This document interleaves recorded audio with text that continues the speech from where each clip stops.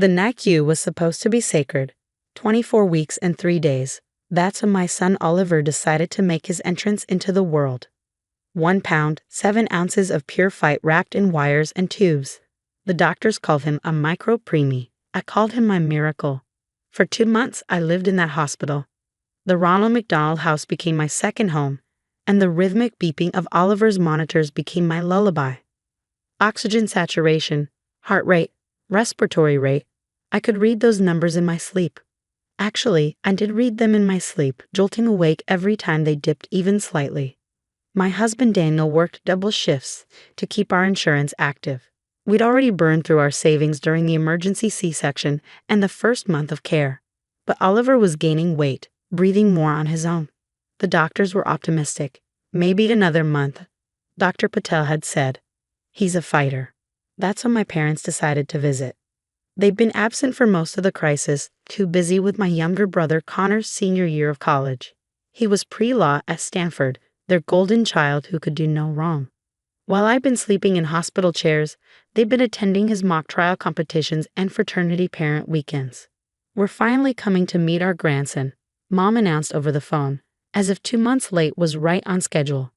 Connor has a big interview with a law firm tomorrow, so we'll swing by on our way. Swing by, like the NICU was a drive-through. They arrived at 3 p.m., dressed like they were going to a country club. Mom wrinkled her nose at the hand sanitizer requirement. Dad kept checking his phone. Connor slouched and looking bored, his hair perfectly styled, wearing a suit that probably cost more than my monthly rent. So small, Mom murmured, peering at Oliver through the incubator. Are you sure he's normal? He's premature, Mom. He's perfect. He just needs time to grow. Connor barely glanced at Oliver before pulling out his phone. Shit, my phone's dying. Where can I charge this?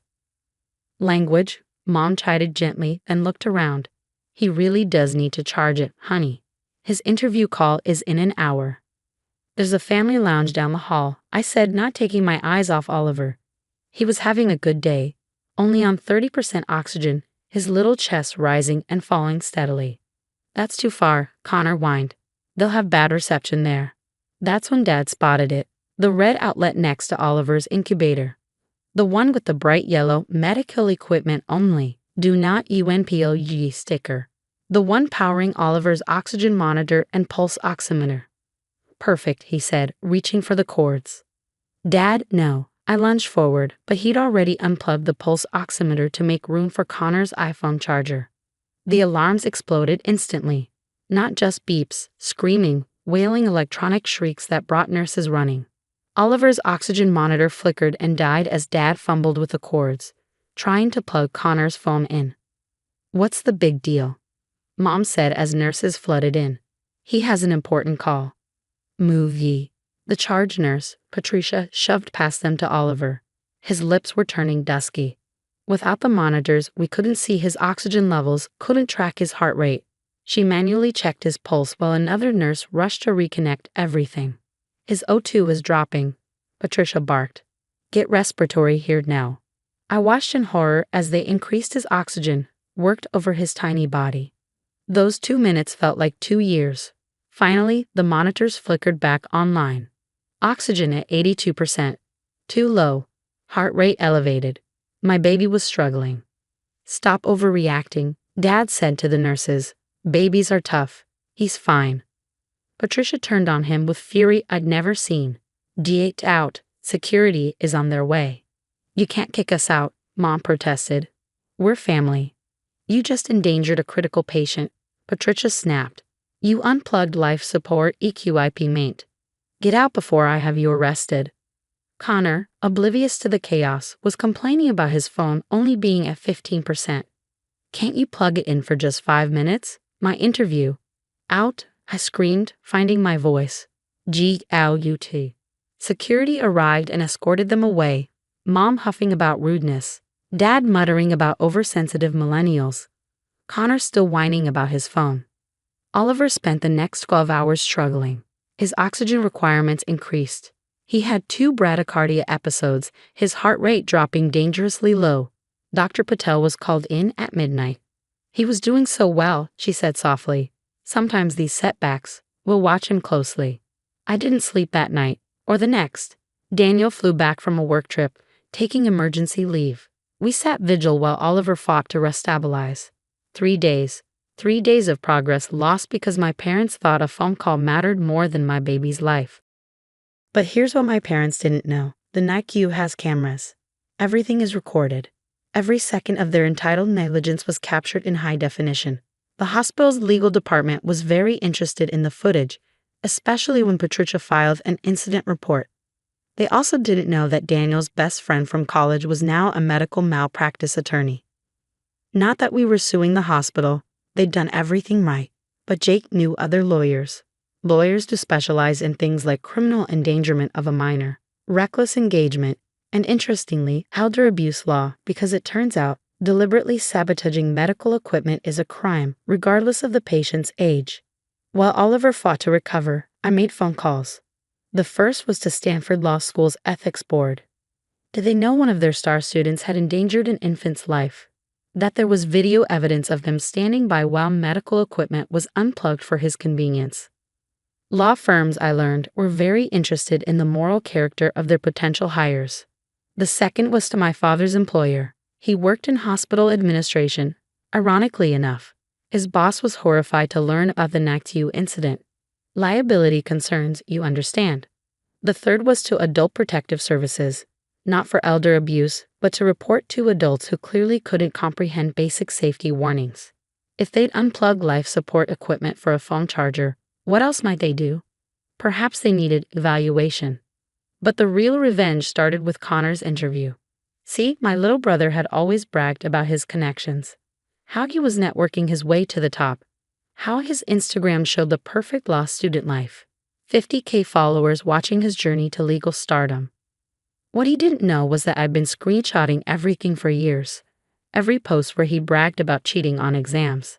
Every story showing him drunk at parties while claiming to be studying.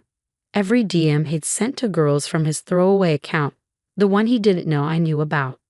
The legal community is small. Smaller than Connor realized. When partners at law firms started receiving anonymous packages with printed screenshots, with video of the NICU incident, with documentation of Connor Fitzgerald's true character, well, interviews started getting canceled. I don't understand, he texted me frantically. Every firm suddenly says they're going in a different direction. Even my safety schools rejected me. I didn't reply. I was too busy holding Oliver, who was finally stable enough for kangaroo care, skin-to-skin contact. His tiny body against my chest, his heart beating against mine. Alive. Despite everything. My parents tried to do damage control. Mom posted on Facebook about being kicked out for simply trying to help our son prepare for his future. The comments didn't go the way she expected. Turns out, NICU nurses have social media too, and they have opinions about people who unplug medical equipment. The post went viral for all the wrong reasons. Screenshots spread across parenting groups, medical professional forums, legal ethics discussions. #NICU nightmare started trending. Connor's Instagram followers dropped by thousands daily as the story spread. Dad lost his job within a week. Hospital administration couldn't keep someone who'd shown such catastrophic judgment around medical equipment. Mom's book club politely suggested she take a break from attending. Their church small group suddenly had scheduling conflicts. Connor never did get that law firm job, or any law firm job. The legal community has a long memory, and the video of him standing there, annoyed about his phone battery while my baby struggled to breathe, became infamous in certain circles. He ended up taking a retail job, his Stanford law degree worthless in the face of his ruined reputation. But that wasn't the end. 3 months later, Oliver finally came home. 4 pounds of perfect baby boy, no longer needing oxygen support. The same week, I got a call from the district attorney's office. They'd reviewed the NICU footage and were pressing charges. Reckless endangerment of a minor. Interference with life support equipment. The list went on. My parents needed lawyers, expensive ones. They drained their retirement fund fighting the charges, but video evidence is hard to dispute. Dad got 6 months in jail, Mom got probation and community service. Connor wasn't charged, but he was named in every news story. His legal career was over before it began. They tried to contact me throughout the trial, begging for forgiveness, for me to speak on their behalf. I never responded. I was too busy with Oliver's physical therapy, his developmental checkups, building a life they'd almost stolen from us. The universe has a funny way of balancing things out, though. Connor's important interview, it had been with Morrison and Associates. 2 years later, I was at a pediatric follow-up appointment when I struck up a conversation with another mom in the waiting room. Her name was Jennifer Morrison. Her husband was the hiring partner at Morrison and Associates. Wait, she said, eyes widening as I told her about Oliver's NICU stay. Connor Fitzgerald is your brother? He's the phone charger guy? Apparently the story had become legendary in their firm. A cautionary tale told to new hires about the importance of character. They dodged a bullet by not hiring him, she said. Anyone who would endanger a baby for a phone charge couldn't be trusted with clients' lives and livelihoods. Your son saved us from a terrible mistake, she said, then paused. Is he doing okay now? I showed her a photo on my phone. Oliver at 2 years old, chubby-cheeked and laughing, chasing bubbles in our backyard. No trace of the fragile micro-preemie who'd fought so hard to survive. He's perfect, I said. The last I heard about my family was from a cousin. They'd moved to a small apartment in another state, trying to escape the notoriety. Connor worked at a cell phone store. Ironically appropriate. Mom and Dad lived on Social Security, their savings gone to legal fees. They'd sent one final letter through the cousin. Pages of justifications, blame shifting, claims that I'd ruined their lives over a simple mistake. I threw it away unopened. Oliver was taking his first steps, and I didn't want to miss a second of it. Sometimes, late at night, I still hear the phantom beeping of NICU monitors. But then I peek into Oliver's room, watch his chest rise and fall naturally, no wires attached, no alarms needed. He's 4 now, starting pre-K in the fall. Smart as a whip, the teachers say. Full of energy, a miracle. His favorite toy? A doctor's kit. He likes to check everyone's heartbeat with his plastic stethoscope. Beep, beep, beep, he says, mimicking the monitors he no longer remembers. All good. Yes, baby, all good. And when he asks about grandparents, why he doesn't have any like his friends, I tell him a simplified truth. Some people aren't safe to be around, sweetheart, so we made our own family instead. Our chosen family includes Patricia, the charge nurse who saved his life and became his honorary grandmother. Dr. Patel, who cried happy tears at his first birthday party. The other NICU families who understood what we'd been through. Real family doesn't unplug your life support. Real family guards it with their own lives. Connor's phone. I heard he finally got it charged. Cost him everything, but hey, at least he didn't miss that important call. Though somehow, I doubt it was worth it. The interview he was so desperate to take. He failed it anyway. Turns out, when you're rattled from causing a medical emergency, you don't interview well. The universe has a sense of humor like that. Me? I sleep soundly now, knowing my son is safe. Knowing the people who endanger him can never come near him again. Knowing that sometimes the best revenge isn't elaborate planning or calculated destruction. Sometimes it's simply documenting the truth and letting consequences follow naturally. They had no idea what was coming next. Neither did I, honestly. I had no master plan that day in the NICU. Just a mother's fury and a baby fighting to breathe. Turns out, that was enough. More than enough. It was everything. The day my sister told me she was marrying my fiancé, I smiled and ordered champagne. Not the cheap stuff either. Dom Perignon rose gold. Because nothing says congratulations on your betrayal quite like $1,000 bottle of spite. I'm Oakley, and I've spent 29 years being the family disappointment. The quiet one. The steady one. The one who would never amount to much, according to my mother Lucille's favorite refrain. We need to talk. Lacey had texted earlier that morning. Mom's house. Important.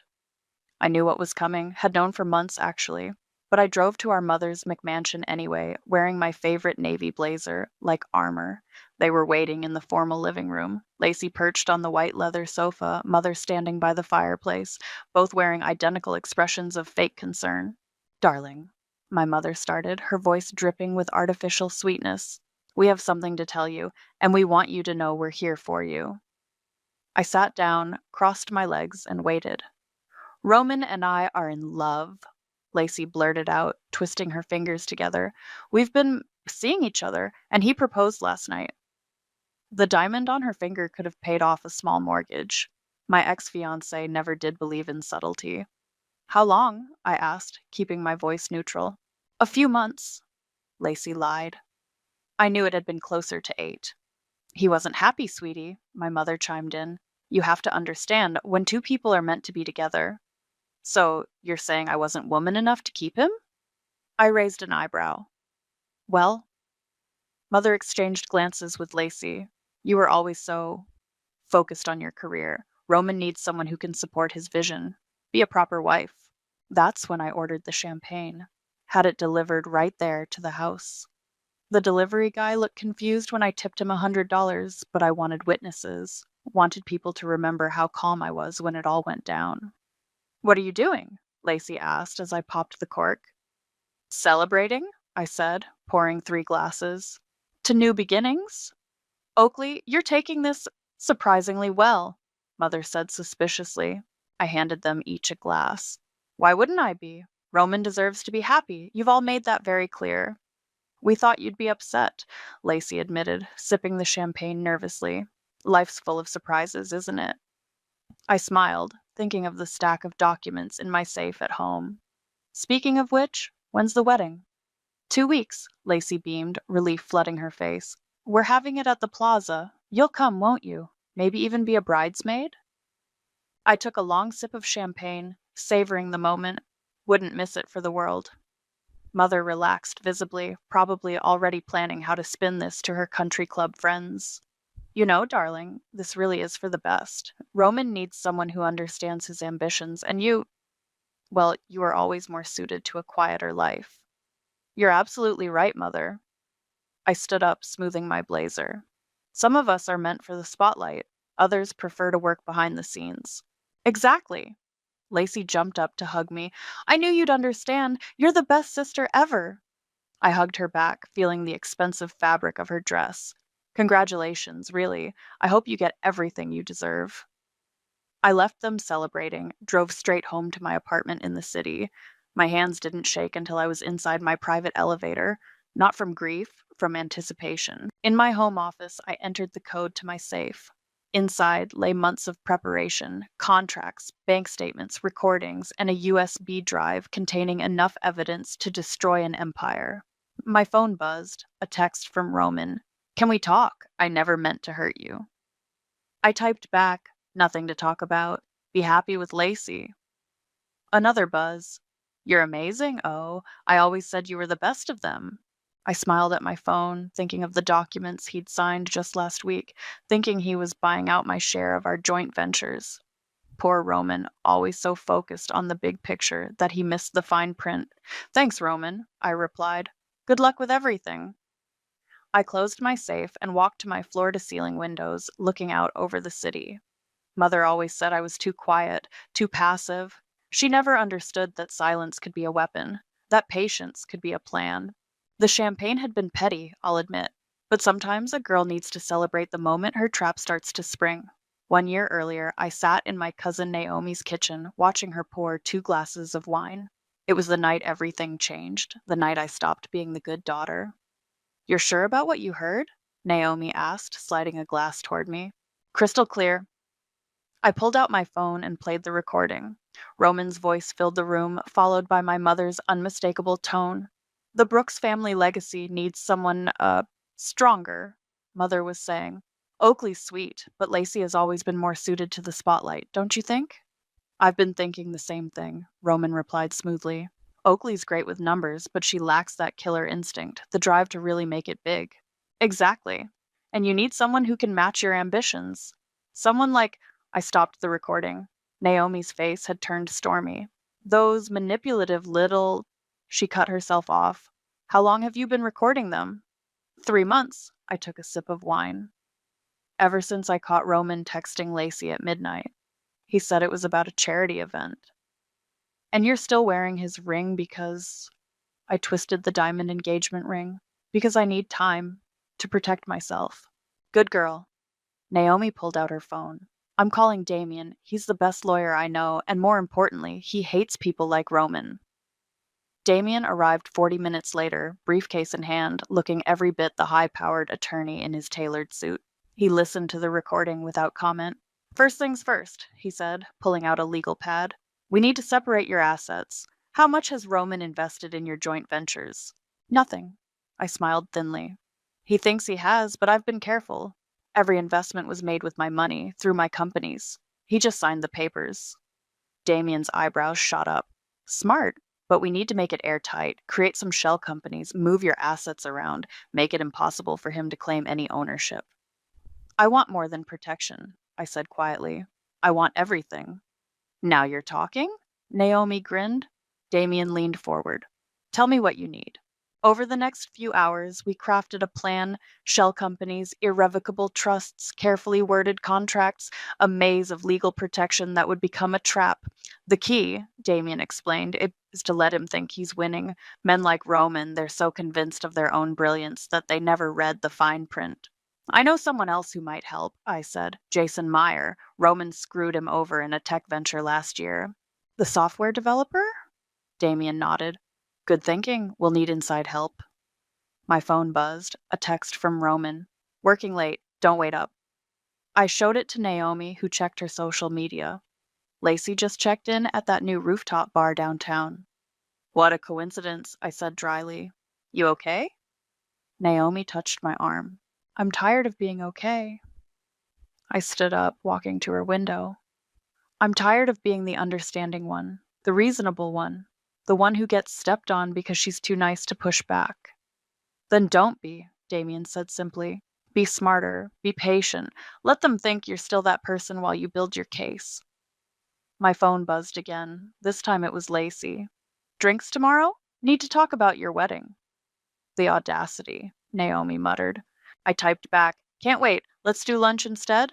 Perfect timing, Damien said. I'll have the first set of papers ready by morning. We'll need documentation of every interaction. I'll help, Naomi offered. I can keep track of their meetings, their posts, everything. I hugged them both. Thank you. I know this isn't exactly ethical. Ethics? Damien snorted. They're planning to humiliate you publicly, steal your investments, and probably paint you as the villain in their love story. Ethics left the building a long time ago. Later that night, I sat in my home office scrolling through months of texts between Roman and Lacey. The flirtation was obvious now that I knew to look for it. The late night messages, the inside jokes, the subtle digs at me. You deserve better than settling, Lacey had written to him. Sometimes I think you know me better than she does, he replied. I forwarded everything to Damien, then locked my phone. Outside, the city glittered like broken glass, beautiful and sharp. Mother always said I was too soft for this world, too willing to bend, but some things, when bent too far, don't break. They snap back, and I was done bending. My phone lit up one last time. Roman again. Miss you. Can't wait to come home. I replied with a heart emoji, then silenced my phone. Let him think I was waiting, worried, wondering. Let them all think I was still the quiet, competent daughter who would never cause a scene. They'd learn soon enough. Silence could be deadly. Baby, this could be huge, Roman said, spreading documents across our dining table.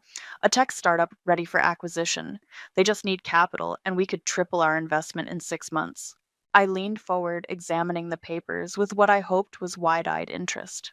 It sounds amazing, but can we afford it? That's the thing. He grinned, reaching for my hand. If we use some of your trust fund money? Of course, I said quickly. Whatever you need. Behind his back, Jason Meyer caught my eye and gave a subtle nod. We'd staged this meeting perfectly, Jason playing the role of Roman's old friend with a hot investment tip. You're sure about this? Roman asked Jason. It's a goldmine waiting to happen, Jason replied smoothly. But we need to move fast. Other investors are circling. The startup was actually one of my shell companies, staffed with temporary employees and backed by carefully crafted financial records. Roman never bothered to verify anything beyond the surface. I'll transfer the money tomorrow, I promised, squeezing Roman's hand. Later that week, I met Jason at a quiet bar downtown. How's our investor doing? Strutting around like he discovered electricity. Jason smirked. He's already bragging to his golf buddies about his brilliant business acumen. Perfect. I slid him an envelope. Your consultation fee, as agreed. You know, Jason said, pocketing the envelope, when you first approached me about this, I thought you were crazy. But watching Roman walk into his own trap, it's better than therapy. Speaking of traps, I checked my phone. Lacey just posted another casual photo at his office, third time this week. They're not exactly subtle, are they? They don't think they need to be. I showed him the latest text from my sister. Lunch tomorrow? Need your opinion on some things. Jason whistled low. The nerve of these people? Oh, it gets better. I pulled up my mother's recent message. Darling, we should discuss your prenup. Roman's making such wonderful investments, we need to protect everyone's interests. Your mother's a piece of work. She's about to be a masterpiece. I finished my drink. How's the employee exodus going? Right on schedule. Key people leaving Roman's legitimate companies citing management issues. His reputation's getting shaky in all the right circles. My phone buzzed. Roman again. Big meeting tomorrow. Might need to access more of your investment account. He's getting greedy, Jason observed. Let him. I typed back a quick reply. Whatever you need, honey. I trust you completely. The next day, I met Lacey for lunch at her favorite overpriced cafe. She was wearing a new designer dress, probably bought with Roman's credit card.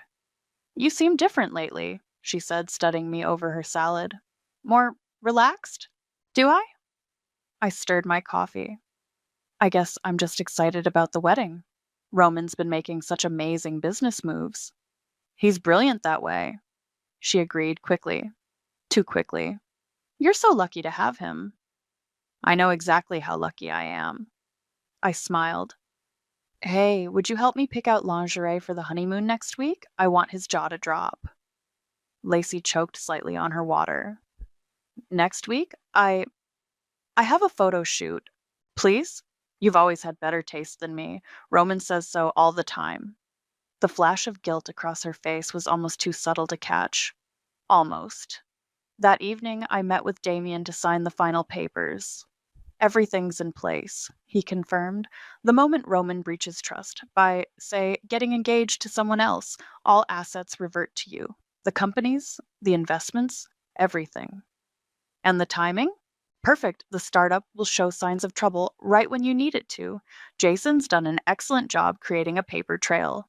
I signed the last document with a flourish. Now we wait. You know, Damien said, most people in your position would have confronted them by now. Made a scene. Most people don't understand the value of patience. I checked my phone. Another text from Roman canceling dinner. Another Instagram post from Lacey at his favorite restaurant. They're getting bolder, Damien observed. Good. I stood up, gathering my things. The bolder they get, the harder they'll fall. Walking home, I passed a billboard advertising engagement rings. For the perfect moment, it proclaimed in glittering letters. My phone buzzed one last time. Mother. Dinner tomorrow night? Roman has exciting news about the business. I typed back, can't wait to hear everything. The perfect moment was coming. Not with a bang or a scream, but with signatures on dotted lines and carefully laid trails of breadcrumbs. They thought they were writing a love story. They didn't realize they were signing their own ending. The engagement party was a masterclass in excess. Mother had transformed her backyard into a fairy tale wonderland, complete with crystal chandeliers hanging from tree branches and champagne fountains that probably cost more than most people's rent. I wore red, not the angry, obvious kind of red, a deep, luxurious burgundy that made me look expensive and dangerous. Naomi whistled when she saw me. Damn, cousin, you clean up nice. Had to dress for the occasion, I said, adjusting my diamond earrings, a gift from Roman last Christmas. Can't let the happy couple outshine everyone. We watched as Lacey twirled for the photographers, her white designer dress catching the light. Roman stood nearby, one hand possessively on her waist, playing the role of devoted fiancé perfectly. Oakley! Mother's voice carried across the garden. Darling, come say hello to everyone. I plastered on my best society smile and made my way through the crowd. The whispers followed me like perfume. That's the ex-fiancé. Can you believe she showed up? Poor thing, she must be devastated. Mother grabbed my arm, her nails digging in slightly. Everyone's been asking about you. I've been telling them how wonderfully you're handling everything. Have you? I sipped my champagne. How generous of you. Oakley, she hissed, don't start. This is Lacey's moment. When isn't it? Before she could respond, Roman appeared at my elbow. Can we talk? I followed him to a quiet corner of the garden. He looked uncomfortable in his expensive suit, tugging at his collar. You didn't have to come. he said softly. And miss all this? I gestured at the party. It's like a fairy tale, Roman. The handsome prince, the beautiful princess, the disposable first draft. It wasn't like that. We didn't plan. Please, I cut him off. Spare me the explanations. I'm here to celebrate, remember? You're taking this too well. He frowned. It's not like you. No? I smiled. Maybe you never knew what I was like. A commotion drew our attention. Lacey was opening presents, squealing over each designer item. Mother beamed proudly beside her. Your mother's thrilled, Roman observed. She always thought we'd make a better match, Lacey and I. Mother's usually wrong about important things.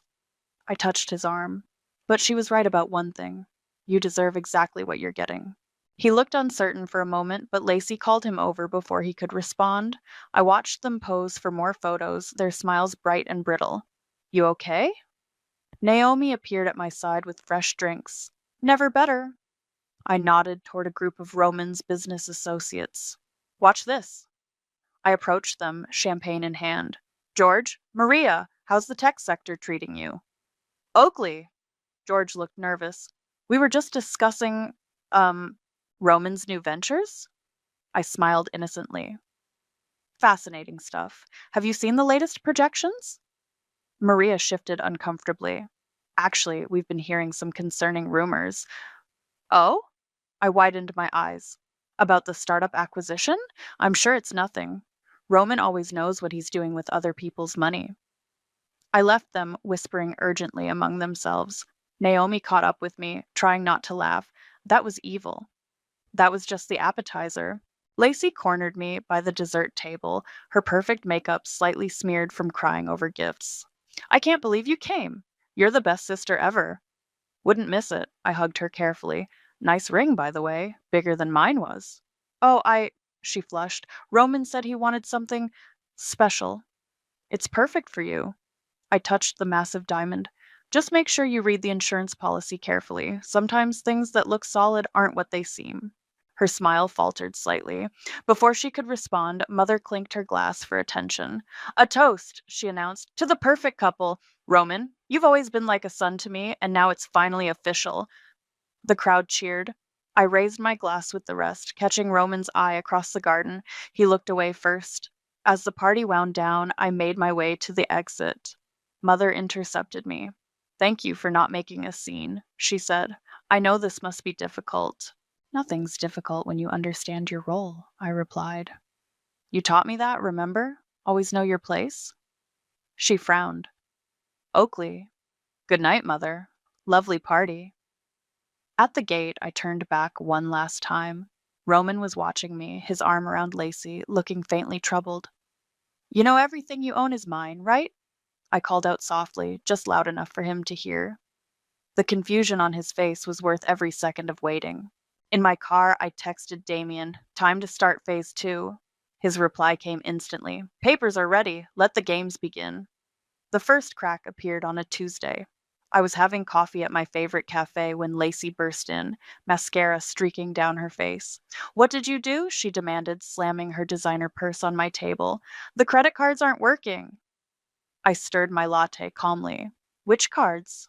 All of them. Roman's cards, the joint account, everything. She collapsed into the chair opposite me. We were at the bridal boutique and they declined the payment for my dress. It was humiliating. How awful, I said, taking a sip. Have you called the bank? They said something about accounts being frozen, pending investigation. She leaned forward. This has something to do with you, doesn't it? Why would I have anything to do with Roman's finances? Because you're jealous. You can't stand that he chose me instead of... Careful, I cut her off. You're making a scene. People are staring. She glanced around, suddenly aware of the other customers watching. Lacey had always hated being the wrong kind of spectacle. My phone buzzed. Roman calling. I let it go to voicemail. He's been trying to reach you all morning, Lacey said. I've been busy. I checked my watch. In fact, I have a meeting right now. Good luck with the dress situation. I was halfway to the door when she called out, Mother wants to see you tonight. I'm sure she does. The meeting was with Jason and Damien at the lawyer's office. Jason pulled up a series of spreadsheets on his laptop. It's happening faster than we expected, he reported. Roman's companies are hemorrhaging clients. The startup stock is tanking. His investors are panicking. What about the employee exodus? I asked. 3 more executives resigned this morning. The press is starting to notice. Damien handed me a stack of papers. These just came in. Roman's trying to access emergency funds, but everything's locked down tight. My phone buzzed again. Mother this time. I answered on speaker. What have you done? She demanded without preamble. Hello to you too, Mother. Don't play games with me. Roman's beside himself. Something about contracts and missing signatures. Sounds serious, I said. Maybe he should have read the fine print. This is childish, Oakley. If you're trying to punish them. Punish them? I laughed. Why would I do that? I'm celebrating their happiness, remember? Fix this, she hissed. Or You'll what? I cut her off. Tell everyone what a disappointment I am? How I'm not good enough? Save your breath, Mother. You've been saying that my whole life. I hung up. Jason whistled low. That felt good, he said. It did. I turned to Damien. Are we ready for the next phase? He nodded, pulling out another file. The cease and desist orders are prepared, and the forensic accountants have found some interesting irregularities in Roman's old business dealings. Anonymous tip to the financial press? Already done. Jason grinned. Should hit the news cycle tomorrow morning. My phone lit up with texts from Roman. We need to talk. Please answer your phone. This isn't funny anymore. What did you do to my accounts? I showed them to Damien, who smirked. Should I send him the paperwork now? Not yet. Let him sweat a little longer. That evening, I met Naomi for dinner. She had news from her social circle. Lacey's bridesmaids are jumping ship, she reported gleefully. Apparently, she couldn't pay for their dresses, and now they're questioning her judgment in this whole situation. How tragic. Oh, and Roman's country club membership got suspended. Something about bounced checks. My phone buzzed again. Lacey had posted on Instagram, sometimes life tests your strength, but true love conquers all. Blessed drag wedding planning. The comments were brutal. Didn't you steal your sister's fiancé? Heard Romans broke Lowell. Karma's real. Should we feel bad? Naomi asked, reading over my shoulder. Do they feel bad? Point taken. Just then, Roman himself stormed into the restaurant. He looked disheveled, his usual polished appearance cracking at the edges. We need to talk, he demanded. Now? I dabbed my lips with the napkin. I'm having dinner. The startup's tanking. My investors are pulling out. What did you do? Sounds like bad luck, I said. Markets can be so unpredictable. This isn't a game, Oakley. No, I agreed, standing up.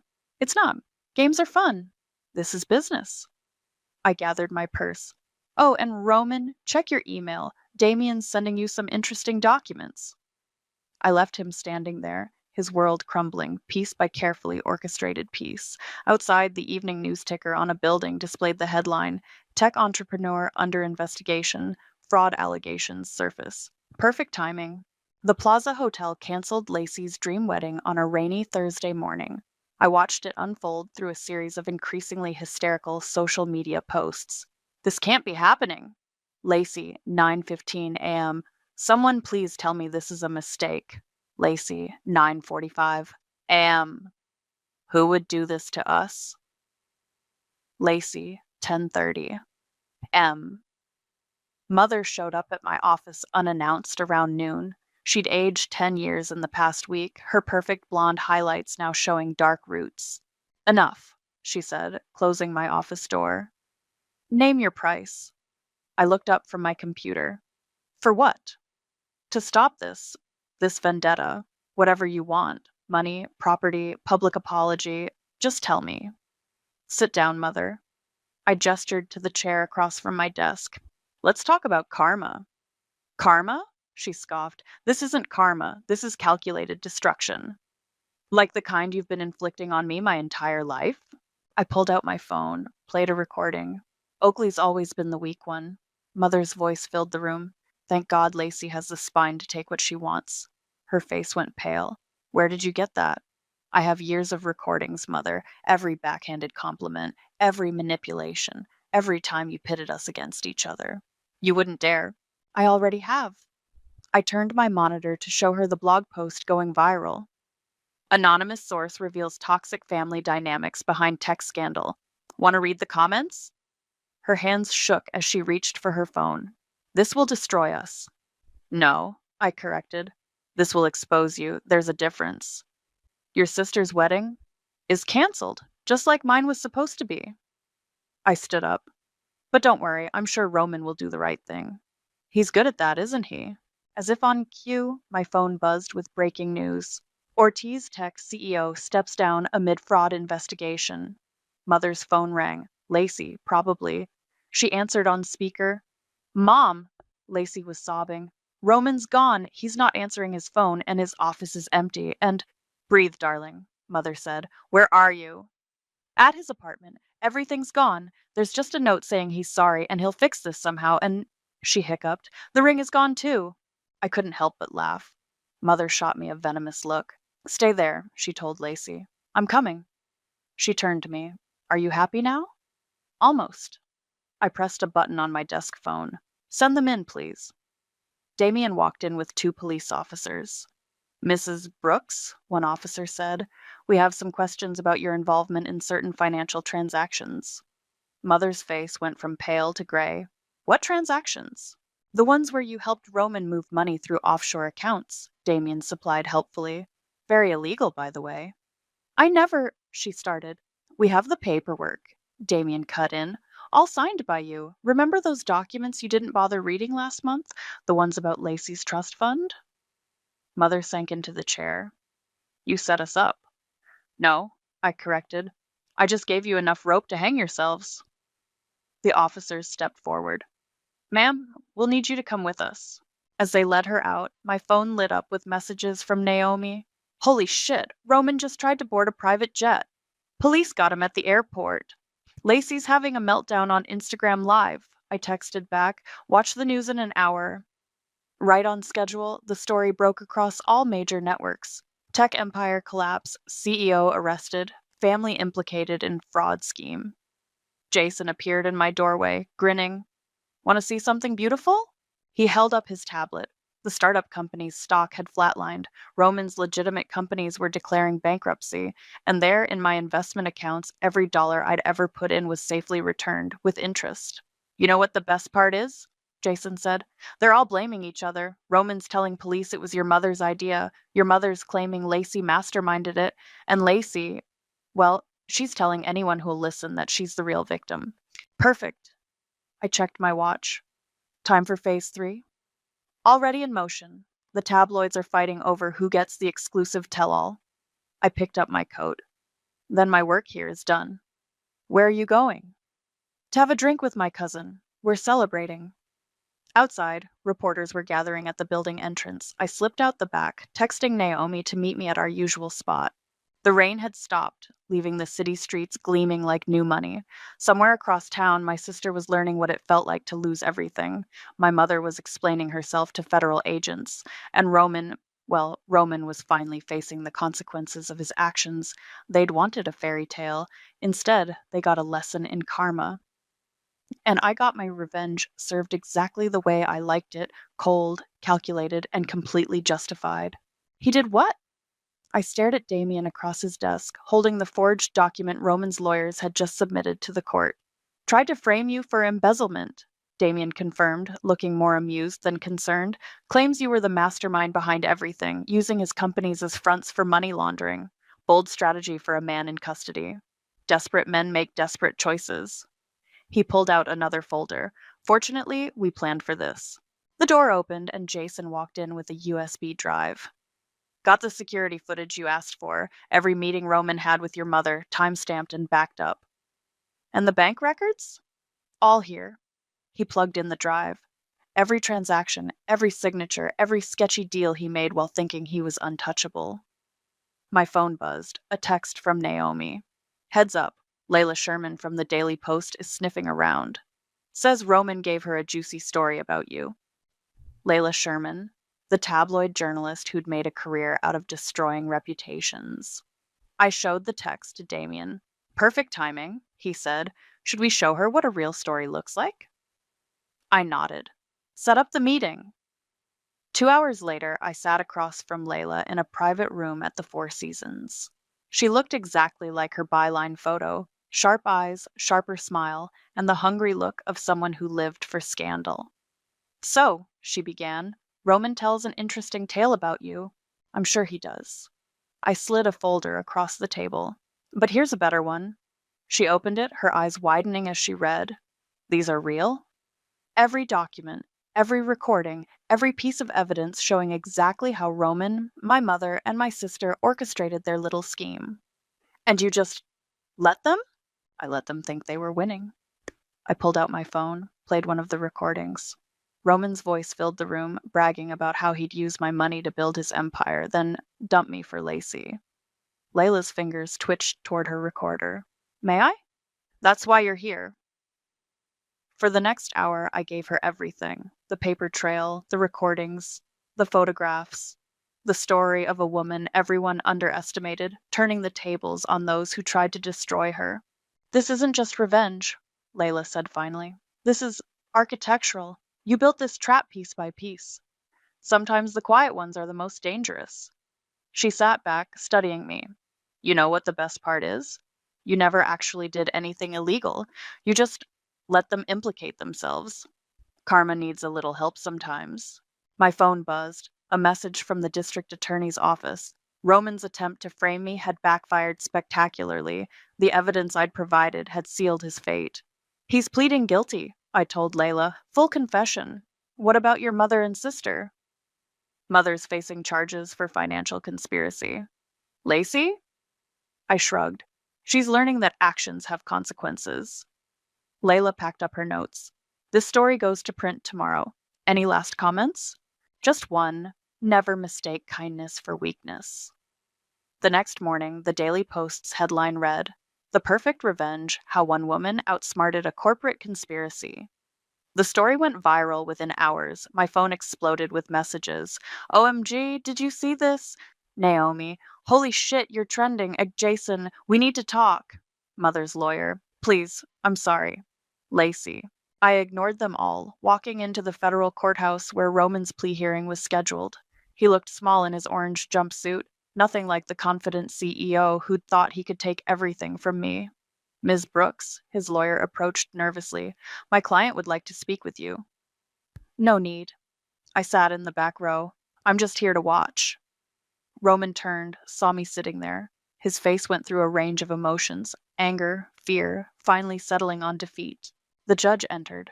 Roman stood, pleaded guilty to multiple counts of fraud and financial conspiracy. When asked if he had anything to say, he looked back at me one last time. "I underestimated her," he said simply. "We all did." Outside the courthouse, reporters swarmed. I gave them one statement: sometimes the best revenge isn't about destroying someone, it's about letting them destroy themselves. Back at my office, Damien waited with a bottle of champagne. "To justice," he toasted. "To karma," I corrected. My phone buzzed one final time. Layla again. "Follow-up story? People are fascinated by you." I texted back, "No need. Some victories speak for themselves." Looking out my office window at the city below, I thought about all the quiet, competent women who'd been underestimated, overshadowed, pushed aside. Maybe my story would remind them: silence doesn't mean surrender. Sometimes it means you're planning something spectacular. And revenge, when served with precision, tastes better than any wedding cake ever could. The "for sale" sign in front of my childhood home looked almost apologetic. I parked in the circular driveway one last time, using the key Mother's lawyers had provided to let myself in. The grand foyer echoed with emptiness. No more crystal vases, no designer furniture, no carefully curated family photos showing our perfect facade. Just dust and memories and the weight of what remained. My phone buzzed. Naomi: "You sure you want to do this alone?" "Need to." I texted back. "Some ghosts you have to face by yourself." I climbed the sweeping staircase, trailing my hand along the banister where Lacey and I used to slide as kids, before competition replaced connection, before Mother's manipulation turned sisters into rivals. My old bedroom was at the end of the hall. The walls were still that soft blue I'd chosen at 13, the only time Mother had let me make a decision about anything. "I thought I'd find you here." I turned. Lacey stood in the doorway, looking smaller without her designer clothes and perfect makeup. She'd taken a job at a department store downtown. I'd heard through Naomi, but hadn't seen for myself until now. "How did you get in?" I asked. "Still have my key." She stepped inside cautiously. "I've been coming here, trying to understand everything. And? And I'm sorry." The words tumbled out. "I know it's not enough, but I'm sorry. For Roman, for letting Mother pit us against each other, for being exactly the person you think I am. I don't think anything about you anymore, Lacey." She flinched. "That's fair. I just, I miss my sister." "Which sister?" I turned to face her fully. "The one you betrayed or the one you pretended didn't matter?" "Both. Neither." She slid down the wall to sit on the floor. "I don't even know who I am without Mother's voice in my head telling me I'm special, telling me I deserve everything, even if it belonged to someone else." I stayed silent, watching her struggle with truths she'd avoided her whole life. "Did you know?" she continued. "At the store, people are just nice. No agenda, no competition. My manager actually praised me for helping a customer find the perfect dress, not for stealing it from someone else, just for helping." Despite everything, I felt a flicker of something. Not forgiveness, exactly, but understanding. "Growth looks good on you," I said finally. She looked up, tears streaking her mascara. "Is there is there any way we could—" "No," I cut her off gently. "Some bridges stay burned, but maybe we can build different ones." My phone buzzed again. Damien this time. "Nonprofit paperwork is ready. When you're done with the house, come sign." "What nonprofit?" Lacey asked, seeing my small smile. "Supporting women leaving toxic family situations." I walked to the window. "Helping them find their voice, their strength." That's that's good." She stood up shakily. "Mother would hate it. Mother has time to think about a lot of things now." We stood in silence, watching the sunset paint the empty room in shades of gold. Finally, Lacey spoke again. "Roman writes to me sometimes from prison, still blaming everyone else. Some people never learn." "I did." She moved toward the door. "Too late, but I did." After she left, I pulled out the envelope I'd brought. Inside was a letter I'd written to my younger self, the one who thought being quiet meant being weak. I tucked it into a loose panel in the wall, a time capsule for whoever owned this room next.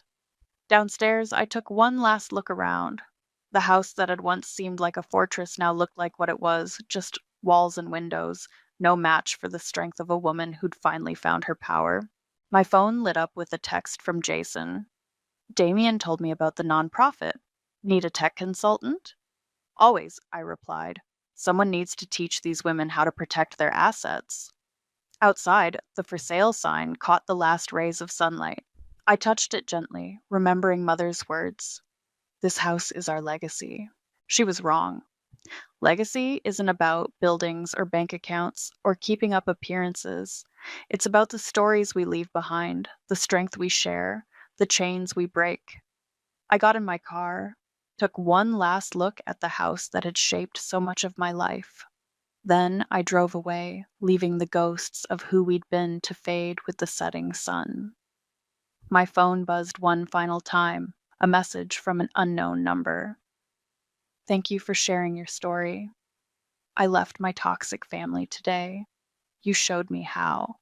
Sometimes revenge isn't just about settling scores. Sometimes it's about showing others they can write their own endings. And mine? It was just beginning."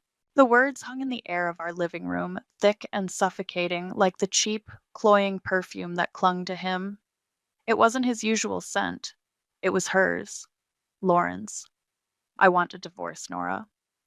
My name is Nora, by the way, and for 15 years I'd been his wife.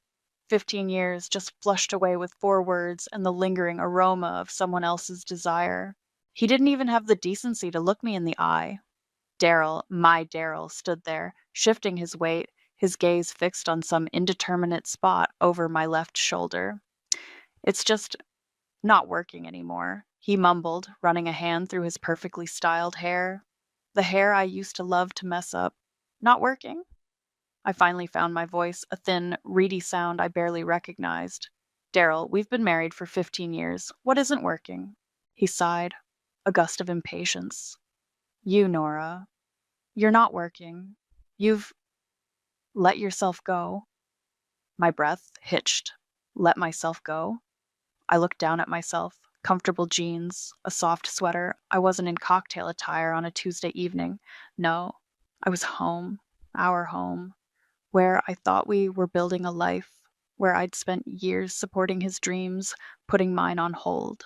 I'm not the woman you married, he continued, his voice gaining a cruel confidence now that the initial awkwardness was past. I need more. Someone with vitality. Vitality.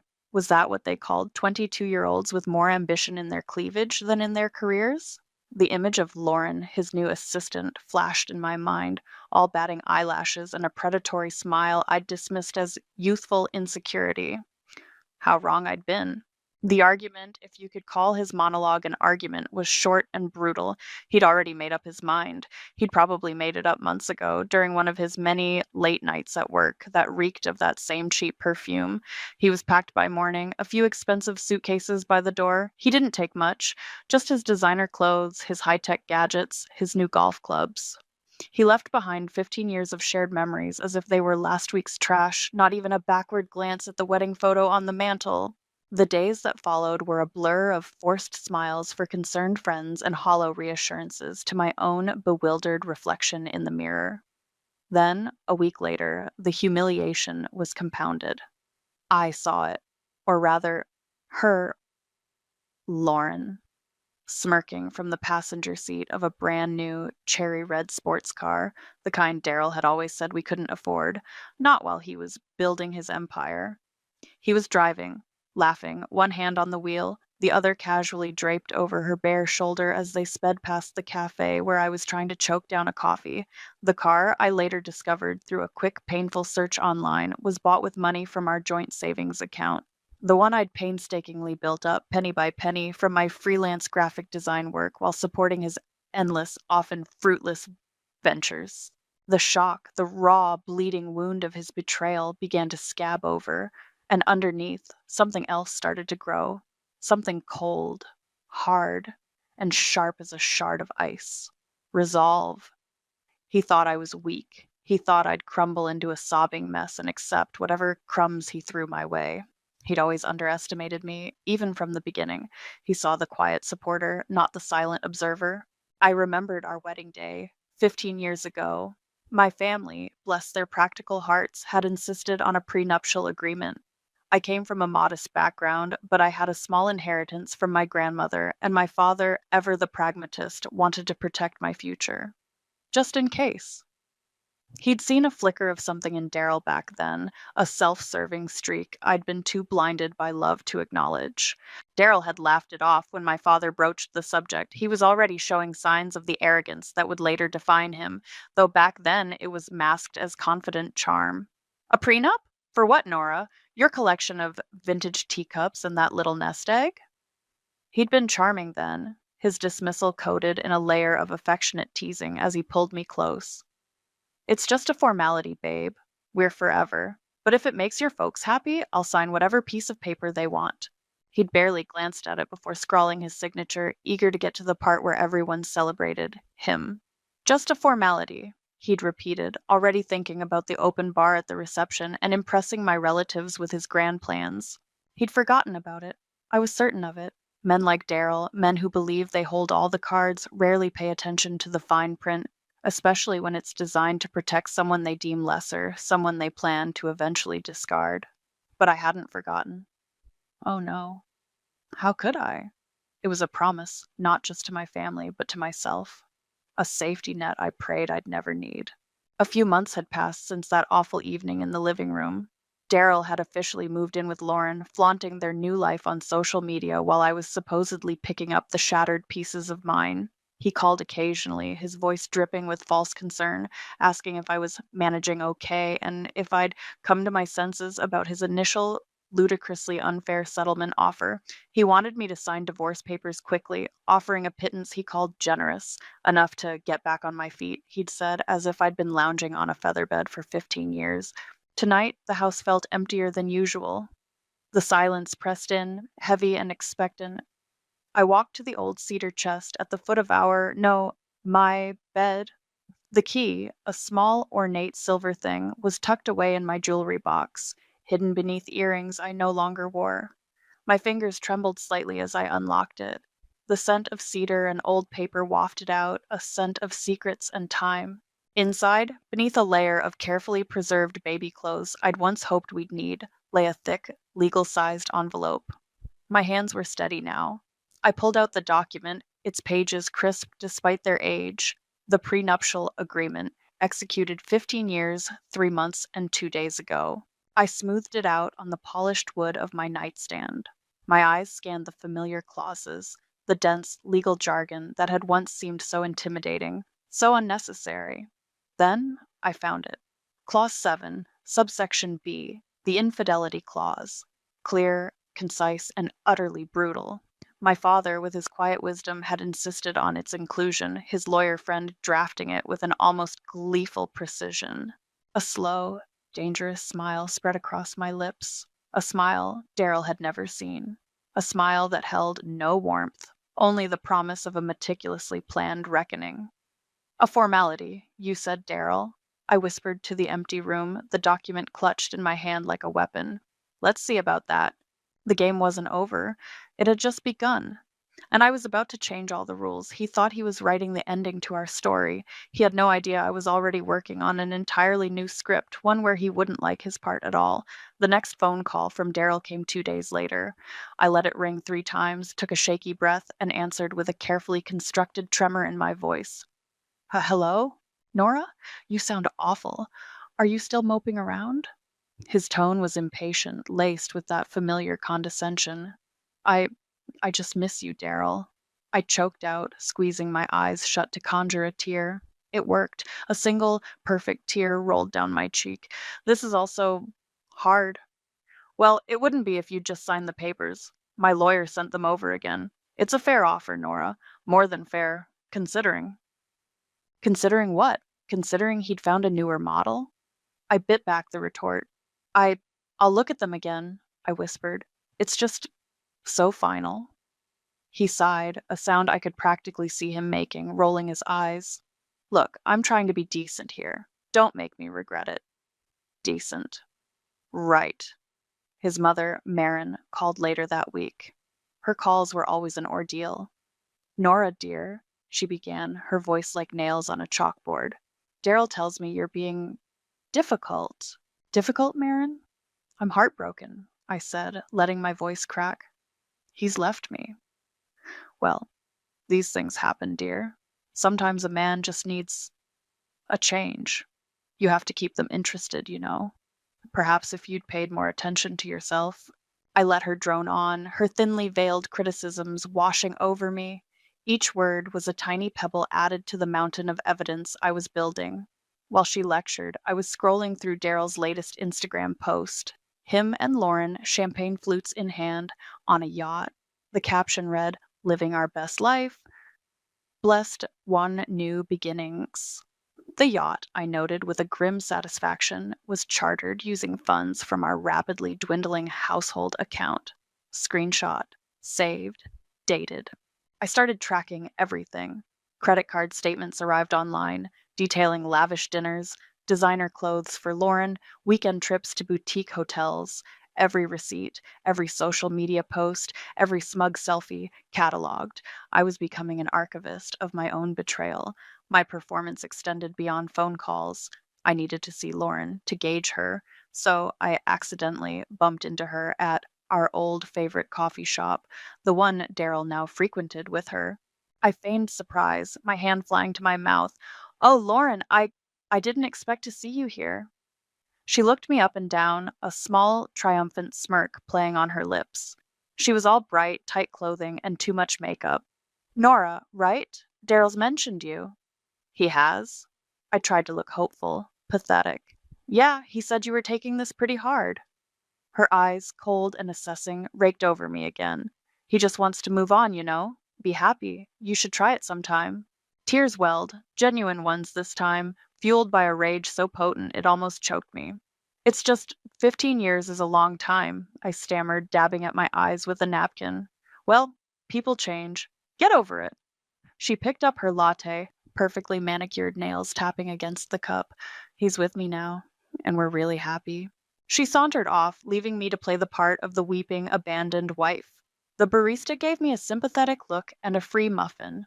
Little did anyone in that cafe know the real performance was the one Lauren had just given, a perfect display of arrogance and dismissiveness that would play beautifully later. Now, here's the thing. You might be thinking, I'm just a woman scorned, suddenly finding a backbone. And yes, the scorn was very, very real. But the backbone? That had been there for a while.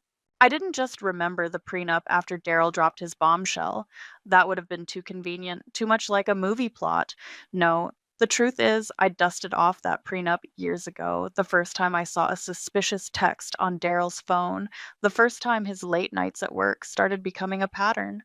I'd taken it to a lawyer, a sharp, no nonsense woman named Maria Santos.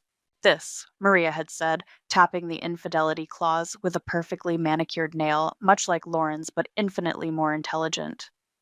This is your ace in the hole, Nora. If he ever truly crosses the line and you can prove it, this document will protect you. More than protect you, it will give you leverage. We'd reviewed it thoroughly. I understood every clause, every implication. And then I'd put it back in the cedar chest and waited. I'd hoped, prayed even, that I'd never need it. I'd tried to fix things, to talk to Daryl, to rekindle what we'd lost. But his eyes were already elsewhere. He was already mentally checked out, just waiting for the right moment, the right replacement, to make his move. My devastation that night in the living room? It was real in a way. The death of a dream always is. But beneath the grief was a cold, hard layer of preparedness. His cruelty, his blatant affair, his assumption of my weakness. He was walking right into the trap I'd been forced to set years ago. He was overplaying his hand so spectacularly, it was almost beautiful to watch. My tears were real, but my helplessness was an act. The phone rang again tonight. Daryl. Nora, good news. Lauren and I are heading to Napa for the weekend, celebrating a bit. He sounded smug, almost giddy. Anyway, my lawyer, Owen, is going to send over some preliminary papers. Just some standard stuff to get the ball rolling, speed things along. You'll sign them, right? No fuss? I sniffled, right on cue. Napa? That sounds lovely, Daryl. A pause, then. Yes, of course. Anything to make this easier. A silent vow echoed in my heart, a counterpoint to my meek words. Oh, I'll make it easier, Daryl. Easier for you to lose everything. Good girl, he said, the condescension practically dripping through the phone. Talk soon. He hung up. I stared at my phone, a slow, predatory smile spreading across my face. The performance was about to enter its most critical phase, and he had no idea the curtains were about to fall on his entire, carefully constructed charade. My grief needed to be thorough, my despair utterly convincing. But while I was publicly falling apart, privately, I was building an arsenal. The screenshots and bank statements were a good start, but I needed more. Something undeniable. I hired a private investigator, a discreet man named Mr. Henderson, recommended by Maria. He was expensive, but worth every penny. Within a week, he delivered his first report. Photos. Daryl and Lauren, hand in hand, kissing openly outside a ridiculously priced restaurant. Daryl's arm around her waist as they browsed a jewelry store, Lauren pointing animatedly at a diamond display. Incriminating messages, retrieved from a shared cloud account Daryl had foolishly forgotten I had access to. Messages filled with sickening pet names and explicit plans for their future, a future built on the wreckage of ours. The joint account Daryl was so gleefully plundering? It stung, yes, watching the balance dwindle on his lavish new life. But here was another little secret Daryl didn't know. Years ago, when his business ventures started looking more like expensive hobbies and his commitment to our financial future seemed to wane, I'd had a long chat with a financial advisor, again, quietly, without fanfare. Following her advice, I had subtly restructured our major assets. The house, which had a significant amount of equity, was primarily in my name due to my initial larger down payment from my inheritance, something Daryl had waved off as just paperwork at the time. My own savings, the serious ones, were in accounts he didn't even know existed. The joint account he was draining was substantial, yes, designed to look like our main pot, but it wasn't the entirety of our wealth. Not by a long shot. He was torching his own safety net, thinking it was mine. The performance had to extend to his family, particularly Marin. She invited me to dinner, a command performance I couldn't refuse if I wanted to maintain my facade of the wronged, bewildered wife. Nora, you look tired, Marin said, her eyes scanning me critically as I sat down at her perfectly set dining table. Daryl, thankfully, was too busy to attend. It's been a difficult time, Marin, I said, picking at the dry chicken she served. Well, marriage isn't always easy, dear, she pronounced, dabbing her lips with a linen napkin. A woman has to make an effort. Men have needs. If those needs aren't met at home. She let the sentence hang, her implication clear. I was to blame. I hadn't been woman enough, wife enough. I tried, Marin. I really did, I said, my voice soft, laced with a carefully measured dose of sorrow. Trying isn't always doing, Nora. She sighed dramatically. Daryl is a good man, a successful man. He deserves happiness. I absorbed her barbs, her pronouncements, her complete and utter blindness to her son's flaws. Inside, a cold fury simmered, but outwardly, I was the picture of heartbroken acceptance. I even managed to squeeze out a few tears when she spoke of Daryl's newfound joy with Lauren. She's a lovely girl, Marin cooed, so vibrant, and she clearly adores him. The dinner was an exercise in supreme self-control. I left her house feeling drained, but also strangely invigorated. Her condescension, her blame, it all fueled the fire. The next day, I met with Maria. Her office was sleek, modern, and exuded competence. I laid out my growing file. Mr. Henderson's report, the financial statements, the screenshots, even a summary of Marin's delightful dinner conversation. Maria sifted through it, her expression unreadable at first, then a slow, appreciative smile spread across her face. Nora, this is comprehensive. She picked up one of the photos, Daryl and Lauren looking disgustingly smitten, emerging from a five-star hotel. He's not even trying to be discreet, is he? Not anymore, I said. He thinks I'm too broken to notice or too stupid to care. His mistake, Maria said, her eyes gleaming. The infidelity is blatant, well documented. The dissipation of marital assets, this spending on Lauren, is equally clear, and with the prenup, she tapped the copy I'd brought. This isn't just a shield, Nora. It's a sword, and you've sharpened it beautifully. She explained the strength of our position again, how Daryl's actions had triggered the most severe clauses. It wasn't just about protecting my premarital assets anymore, it was about significant damages. He thinks he's going to walk away with the lion's share and leave you with scraps, Maria said. He's in for a very rude awakening. A sense of calm settled over me. The plan was working. Every piece was falling into place. Just as I was about to leave Maria's office, my phone buzzed. A new email from Mr. Henderson. Subject: Urgent update. I opened it, Maria looking over my shoulder. New photos. Crystal clear, got Daryl on one knee in a public park. Lauren, hand over her mouth, feigning shock, then ecstatic joy. A close-up of a large, garish diamond ring on her finger. They were engagement ring shopping in the earlier photos. This was the proposal itself. A surge of icy calm washed through me, so profound it was almost serene. He was sealing his own fate, gift-wrapping it with a diamond. I looked at Maria. She raised an eyebrow. He's making this too easy, I murmured, a ghost of a smile on my lips. Some men are their own worst enemies, Maria agreed, her smile matching mine. They dig their own graves with such enthusiasm. The web was woven, the evidence was irrefutable. All that was left was to wait for the perfect moment to let him walk into it, and that moment, I sensed, was coming very soon. Let's go over the formality one more time, shall we? Maria said, spreading the prenup across her wide mahogany desk. The air in her office hummed with a quiet, predatory energy. This was her battlefield, and she was a seasoned general. We spent the next few weeks dissecting every line, every subclause. The document, drafted by my father's shrewd lawyer all those years ago, was a masterpiece of foresight. The infidelity clause, Clause 7, subsection B, was the star, of course. It wasn't just a vague deterrent, it was a meticulously crafted instrument of financial devastation for the unfaithful party if they were the one to initiate the divorce proceedings based on their desire to pursue another relationship. And Darrell, bless his arrogant heart, had done exactly that, even putting his reasons in writing in his initial, ill advised email demanding the divorce. Proven adultery by the party initiating the dissolution, Maria read aloud, her voice crisp, results in the forfeiture of claims to certain marital assets and she paused for dramatic effect, her eyes twinkling, entitles the aggrieved party to a significant redistribution of said assets, plus substantial compensatory damages. It was even better than I remembered from my initial review years ago. Not only were my premarital assets and inheritance ironclad, but the prenup stipulated that in the event of Darrell's proven infidelity leading to the divorce he sought, I was entitled to the primary marital home, free and clear. It also awarded me a staggering 70% of all other assets accumulated during the marriage. And the kicker, the part that made Maria grin like a Cheshire cat, a hefty claim on his future earnings for 5 years. 5 years?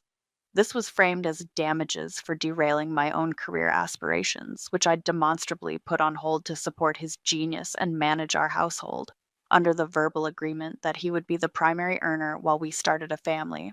A family that never materialized because, as I now suspected, he was already looking for exits. He signed this, I breathed, still slightly in awe of its sheer ruthlessness. He actually signed this. Men like Darrell rarely read the fine print when they're convinced they're the smartest person in the room, Maria said dryly. He saw a young woman with a modest inheritance and probably thought it was a charming little document to appease her overprotective father. He never imagined he'd be the one caught in its teeth. A new email pinged in Maria's inbox. Ah, speak of the devil, she murmured, clicking it open. It's from Owen Baker, Darrell's lawyer. Another settlement offer. She projected it onto the large screen on her wall. It was, as expected, insulting, a slight increase from his previous lowball offer, but still laughably inadequate. He was offering me a fraction of the value of the house, a pittance of our joint savings, the ones he hadn't already spent, and a condescending note that this was his final and most generous offer considering Nora's lack of contribution to the marital finances. I snorted. Lack of contribution? I ran our lives, managed his chaotic business books for the first 5 years, and poured every spare penny I earned into that joint account he's treating like his personal slush fund. He's confident, isn't he? Maria said, a dangerous glint in her eye. He clearly believes you're desperate and uninformed. So, what's our move? I asked. We play his game, for now, Maria advised. We counter, but not too aggressively. We make him think you're starting to see reason, that you're weakening. We'll offer slightly more than his pittance, but still far, far below what you're actually entitled to. Let him feel like he's winning, like he's grinding you down. So we drafted a counter-offer. It was an exercise in feigned capitulation.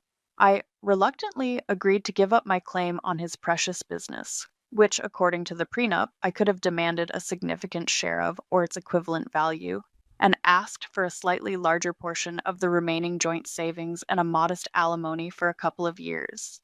It was still a fraction of what the prenup guaranteed. Maria sent it off. We didn't have to wait long for a response. Her phone rang less than an hour later. Owen Baker. Maria put him on speaker. Maria, darling. Owen's voice oozed false bonhomie. Good to hear from you. I see your client is starting to come to her senses. Smart girl. I clenched my fists under the table. We're trying to be reasonable, Owen, Maria replied, her voice cool and professional. Reasonable? Owen chuckled, a patronizing sound. Look, Maria, between us, your client is being unrealistic if she thinks she's getting much more. Darrell is being incredibly generous here. He could drag this through the courts, make it messy. He doesn't want to, but his patience is wearing thin. This new offer of hers, it's still not quite there. Tell her to take Darrell's last offer. It's the best she's going to get. He's not going to be played for a fool. Played for a fool. The irony was so thick I could have spread it on toast. We will consider Mr. Warren's previous offer, Maria said smoothly, and we will have our final response ready for the meeting next Tuesday. Will that be acceptable? Tuesday it is? Owen said, sounding smugly satisfied. But tell Nora not to get her hopes up. Daryl's not budging much further. He's ready to move on with his life. He paused, then added with a little laugh, with his lovely fiancée, Lauren. They're already planning the wedding, you know. He hung up. The silence in Maria's office was electric. He has no idea. I whispered, a thrill coursing through me. He has absolutely no idea what's about to hit him. None whatsoever, Maria confirmed, her smile sharp as a scalpel. The formality, Mr. Baker, is about to become a fortress, and your client, Mr. Warren, is about to find himself on the wrong side of the wall with nothing but the clothes on his back. Tuesday couldn't come soon enough. Daryl, true to Owen's word, started to ramp up the pressure. His calls became more frequent, his tone shifting from false concern to outright irritation. Nora, have you signed yet? He'd snap without even a perfunctory hello. This is dragging on. I've got plans, you know. Lauren and I are looking at venues. We can't put our lives on hold forever because you're having a pity party. I'm still thinking, Daryl. I'd reply, my voice deliberately small and uncertain. It's a big decision. Thinking? What's there to think about? It's more than generous. If you don't sign by Tuesday, I'm telling Owen to file contested. We'll go to court, and trust me, you won't like how that plays out. It'll be messy, expensive, and you'll end up with even less. Is that what you want? His threats were hollow, but they were part of the performance. I had to appear rattled. Then came Lauren. Her arrogance, it seemed, knew no bounds. Or perhaps Daryl, in his frustration, had sent his little attack dog to hurry things along. I was at the grocery store, listlessly pushing a cart down the cereal aisle when I heard her voice, sharp and unwelcome. Nora, fancy meeting you here. Still stocking up on comfort food? I turned, feigning surprise and a touch of fear. There she was, dressed in athleisure wear that cost more than my entire grocery bill, a smirk plastered on her face. Lauren? Hello. Look, she said, stepping closer, her voice dropping to a conspiratorial yet threatening tone. Daryl's getting really tired of this. He's a good man. He deserves to be happy. Why are you making this so difficult? I just need some time, I stammered, clutching the handle of my cart. Time for what? She scoffed. To hope he changes his mind? Honey, that ship has sailed, sunk, and is now an artificial reef. He's with me. We're getting married. Just sign the papers and move on with your sad little life. My heart was pounding, but not with fear, with a strange, exhilarating anticipation. This was it. This was the moment. He's offering you a good deal, she continued, leaning in even closer, her cheap perfume making me want to gag. More than you deserve, if you ask me. He just wants this over. Clean break.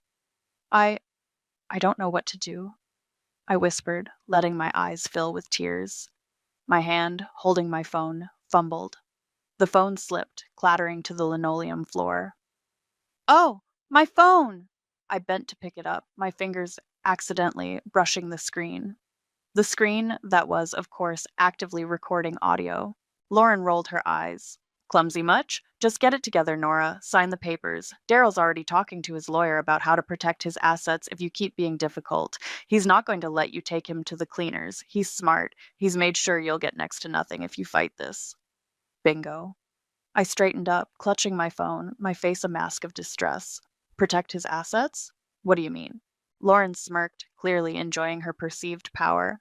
Let's just say Daryl knows how to play the game. You won't win, so just give up.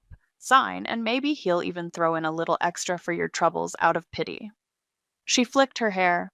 Now, if you'll excuse me, I have a spin class, and unlike some people, I like to keep myself in shape. She sauntered off, leaving me standing amidst the brightly colored cereal boxes, my recording still silently capturing the ambient store noise. Later that evening, I called my best friend June. She'd been my rock through all of this, offering a quiet, unwavering stream of support without ever prying too deeply. I recounted the encounter with Lauren, pitching my voice with distress, emphasizing Lauren's cruelty and threats. Oh, Nora, that's awful, June said, her sympathy genuine. She sounds like a horrible person. And Daryl putting her up to that? Despicable. I just feel so intimidated, I said, letting a sob escape. You're stronger than you think, June said softly. There was a pause, and then she added, her voice laced with something I couldn't quite decipher. A knowingness, perhaps. You know, Nora, Sometimes the quietest people are the ones with the most going on underneath. Don't let them underestimate you. I smiled. June didn't know the details, not really. I hadn't burdened her with the prenup or the full extent of my counter-offensive. But she knew me. She sensed the steel beneath the silk. The recording of Lauren wasn't just a general record of her nastiness. Her explicit mention of Daryl's plans to protect his assets and her certainty that I would get next to nothing if I fought, that was gold. Pure, unadulterated proof of his intent to defraud, to hide assets, to ensure the divorce left me destitute while he sailed off into the sunset with his new bride and our money. Maria would be thrilled. The following Monday, the day before the scheduled meeting, Daryl called again. His voice was tight with controlled fury. Nora, this is it. My final offer is on the table. Owen has it. You sign it at the meeting tomorrow, or I swear to God I will make your life a living hell in court. I will drag your name through the mud. I will fight you for every single penny. Do you understand me? The final offer he was referring to was, of course, the same insulting pittance he'd been peddling all along. I understand, Daryl, I said, my voice barely a whisper. He hung up without another word. I immediately called Maria. He just delivered his ultimatum, I said, a strange sense of calm washing over me. He's given me until tomorrow's meeting to sign his final offer. Is it still the insulting one? Maria asked, though she already knew the answer. Of course. There was a pause, then Maria said, So, he's boxed himself in.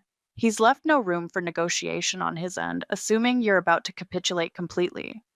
Exactly, I replied. A slow smile spread across my face.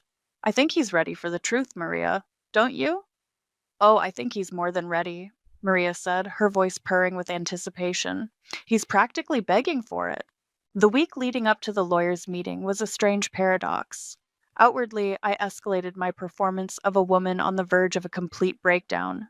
Inwardly, a profound, almost unnerving calm had settled over me. I finalized every last detail with Maria. The evidence was collated, indexed, and duplicated. The recording of Lauren's delightful little speech in the grocery store had been transcribed and notarized. Mr. Henderson's final report, complete with photos of Daryl moving Lauren's belongings into what he clearly considered his new bachelor pad, paid for with our money, naturally, was added to the pile. Maria assured me everything was beyond airtight. He won't know what hit him, she'd said, her eyes sparkling with professional zeal during our last prep meeting. This isn't just a case, Nora. This is a public service. My phone calls with Daryl became masterpieces of feigned despair. During one particularly memorable exchange, he outlined his and Lauren's honeymoon plans, a month-long tour of Italy, first class all the way. It's going to be epic, Nora, he gloated. A fresh start. You should try to find one too, you know. Maybe take up a hobby, knitting or something. That sounds wonderful for you, Daryl, I managed, injecting a pathetic wobble into my voice. Real tears pricked my eyes, but they weren't tears of sadness for his new life. They were tears of sheer, unadulterated anticipation for the moment his epic plans would collide with the brick wall of reality I was about to erect. And about the house, he continued, his tone magnanimous, you can keep some of the sentimental junk, I guess. The old photo albums, your grandmother's china, that sort of thing.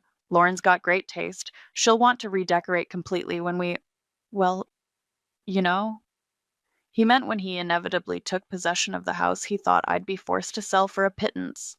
That's very generous of you, Daryl, I whispered. Yeah, well, I'm a generous guy. The audacity. In the evenings after these draining calls, I moved with quiet efficiency. I wasn't packing sentimental junk. I was carefully wrapping and boxing my truly valuable personal items. My grandmother's actual silver, not just the china, first edition books I'd collected over years, artwork I'd bought with my own earnings before Daryl's ventures had bled me dry. These weren't marital assets. They were mine, and they were going into secure storage, far away from his greedy, presumptuous grasp. The junk he could have. The house felt different, lighter somehow, as if it too was anticipating a cleansing. I walked through the rooms not with sadness, but with a sense of impending reclamation. This was my home. I had chosen the paint colors, tended the garden, filled it with love and hope, even when he had offered none in return. The night before the meeting, I found myself standing in front of the hallway mirror, an old framed photograph in my hands. It was Daryl and me, taken on our honeymoon, 15 years younger, faces bright with what I had then believed was a shared future. He was smiling, a genuine smile, not the smug smirk he wore now. I looked younger, softer, more naive. A fleeting pang, sharp and unexpected, pierced through my resolve, a sadness for the woman I had been, for the love I thought we'd had, for the years wasted on a man who was, at his core, a selfish, hollow shell. But it was just a pang. It passed as quickly as it came, replaced by a cold, hard fury at his betrayal, at the casual cruelty with which he had tried to discard me, and beneath that fury a fierce, almost giddy satisfaction for the justice that was now less than 12 hours away. I placed the photo face down on the hall table. Some memories didn't deserve to be looked at. I slept surprisingly well, a deep, dreamless sleep. The morning of the meeting dawned clear and bright, a perfect autumn day. I stood before my bedroom mirror, not the full-length one in the hallway. This was my space.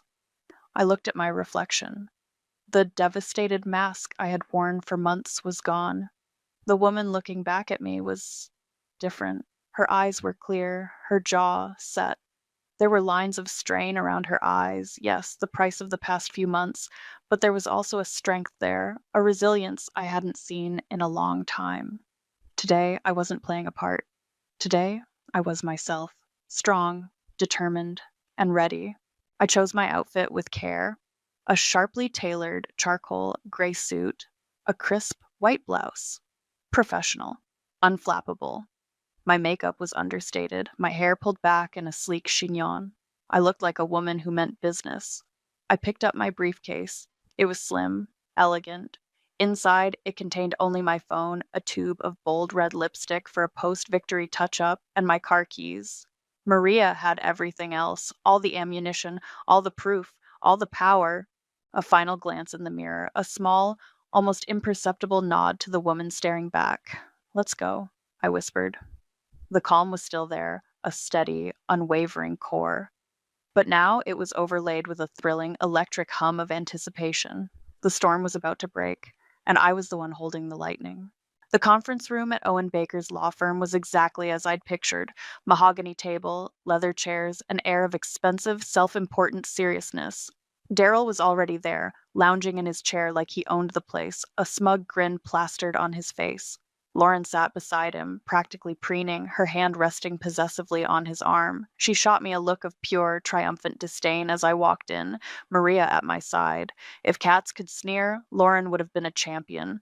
Owen, a portly man with a booming voice and an air of perpetual, slightly condescending amusement, gestured towards the empty chairs opposite them.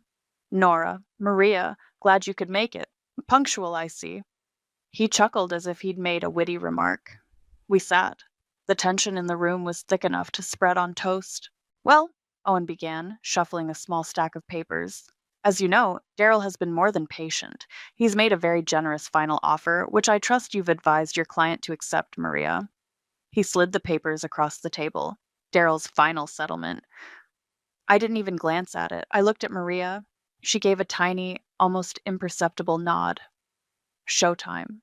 "Before Ms. Nora signs anything, Mr. Baker," Maria began, her voice calm and measured, cutting through Owen's bluster like a knife, "we have a few items we'd like to present for your and Mr. Warren's consideration." Daryl snorted.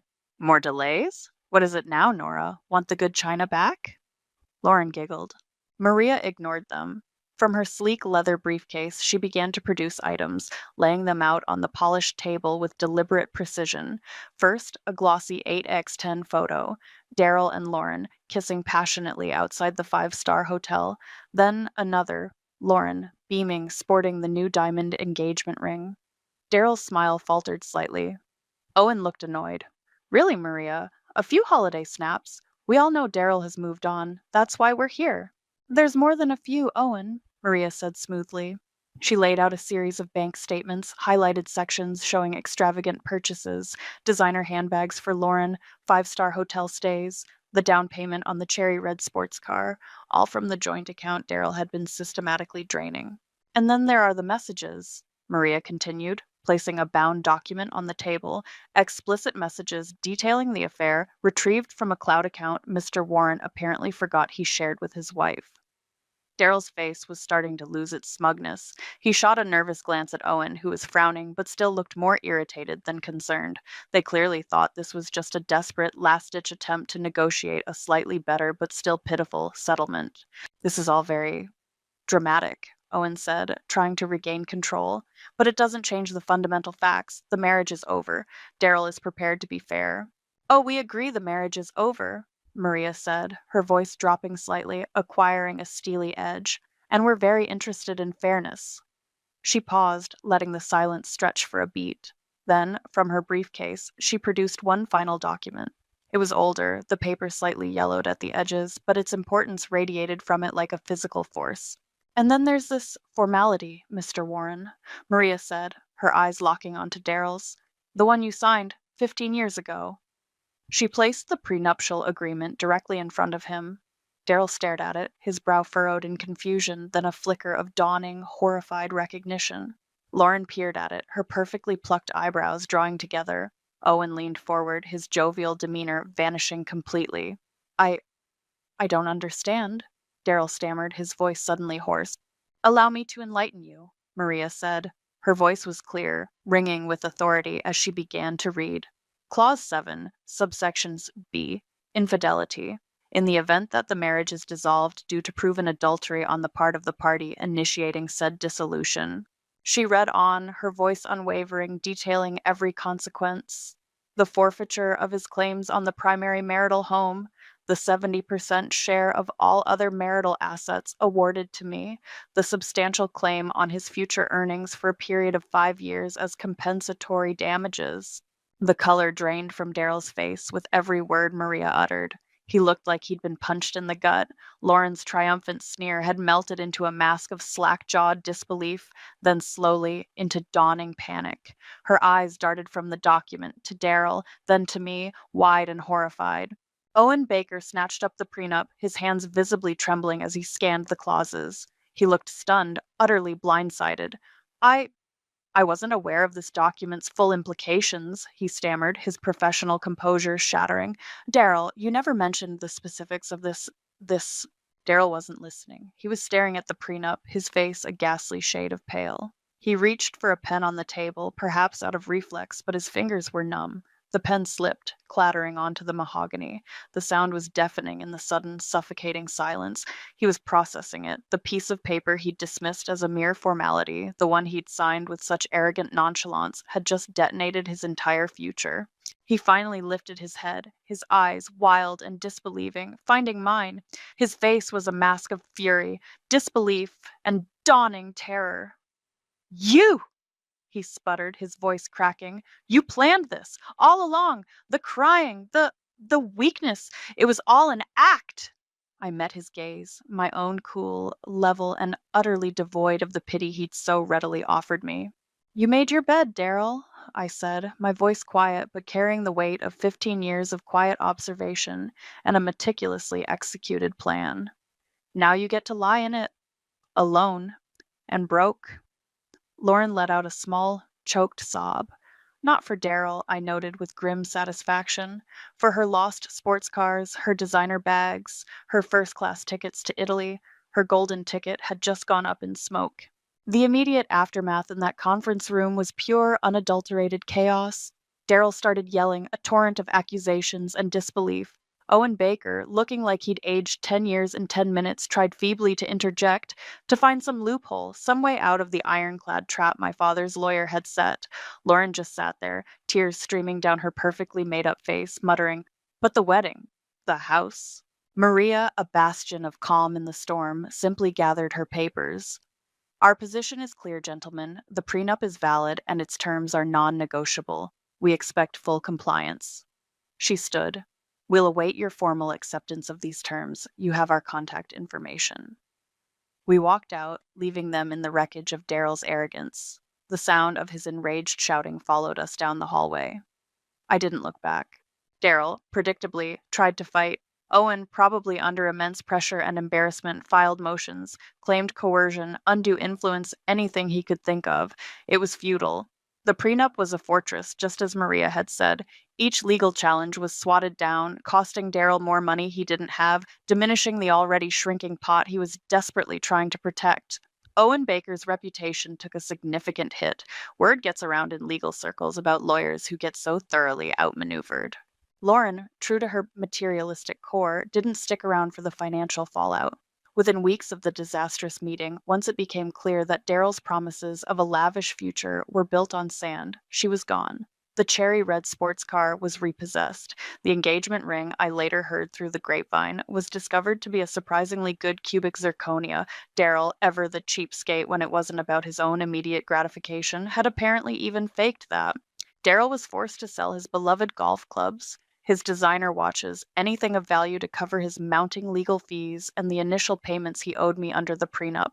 He moved out of the sleek bachelor pad, which the landlord was only too happy to take back given the unpaid rent, and into a tiny, depressing apartment on the outskirts of town. His family, especially Marin, were initially shocked into silence. Then came the calls. Not to Daryl, offering support, but to me. Nora, dear. Marin's voice was honey-sweet, a stark contrast to her previous lectures. Perhaps we could talk. About Daryl. He's made a mistake. A terrible mistake, but he's still my son. Surely you can find it in your heart to be lenient? Marin, I replied, my voice polite but firm.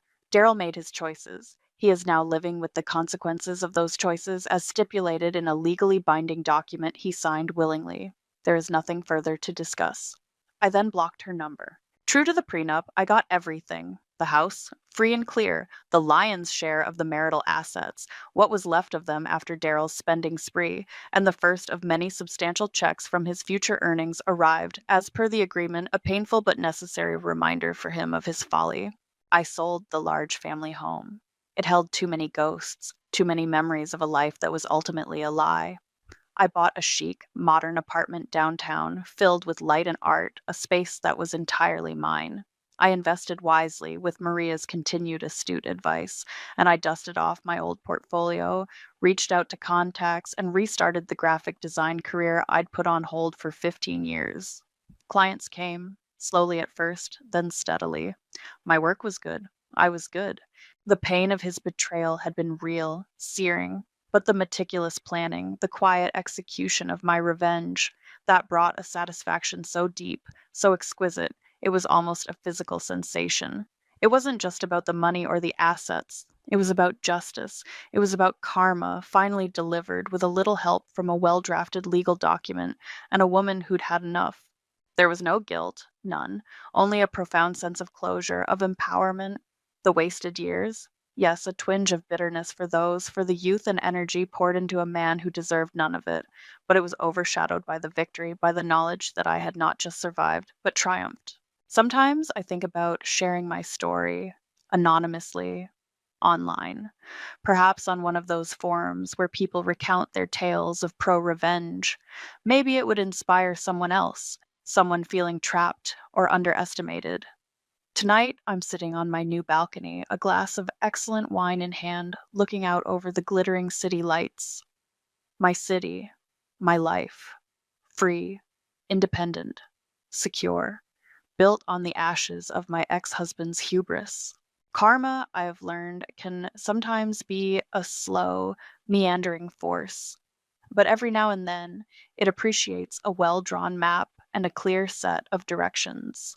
I was more than happy to provide both. My gaze is fixed firmly on the future, a future I'm building for myself, by myself. And it looks incredibly bright.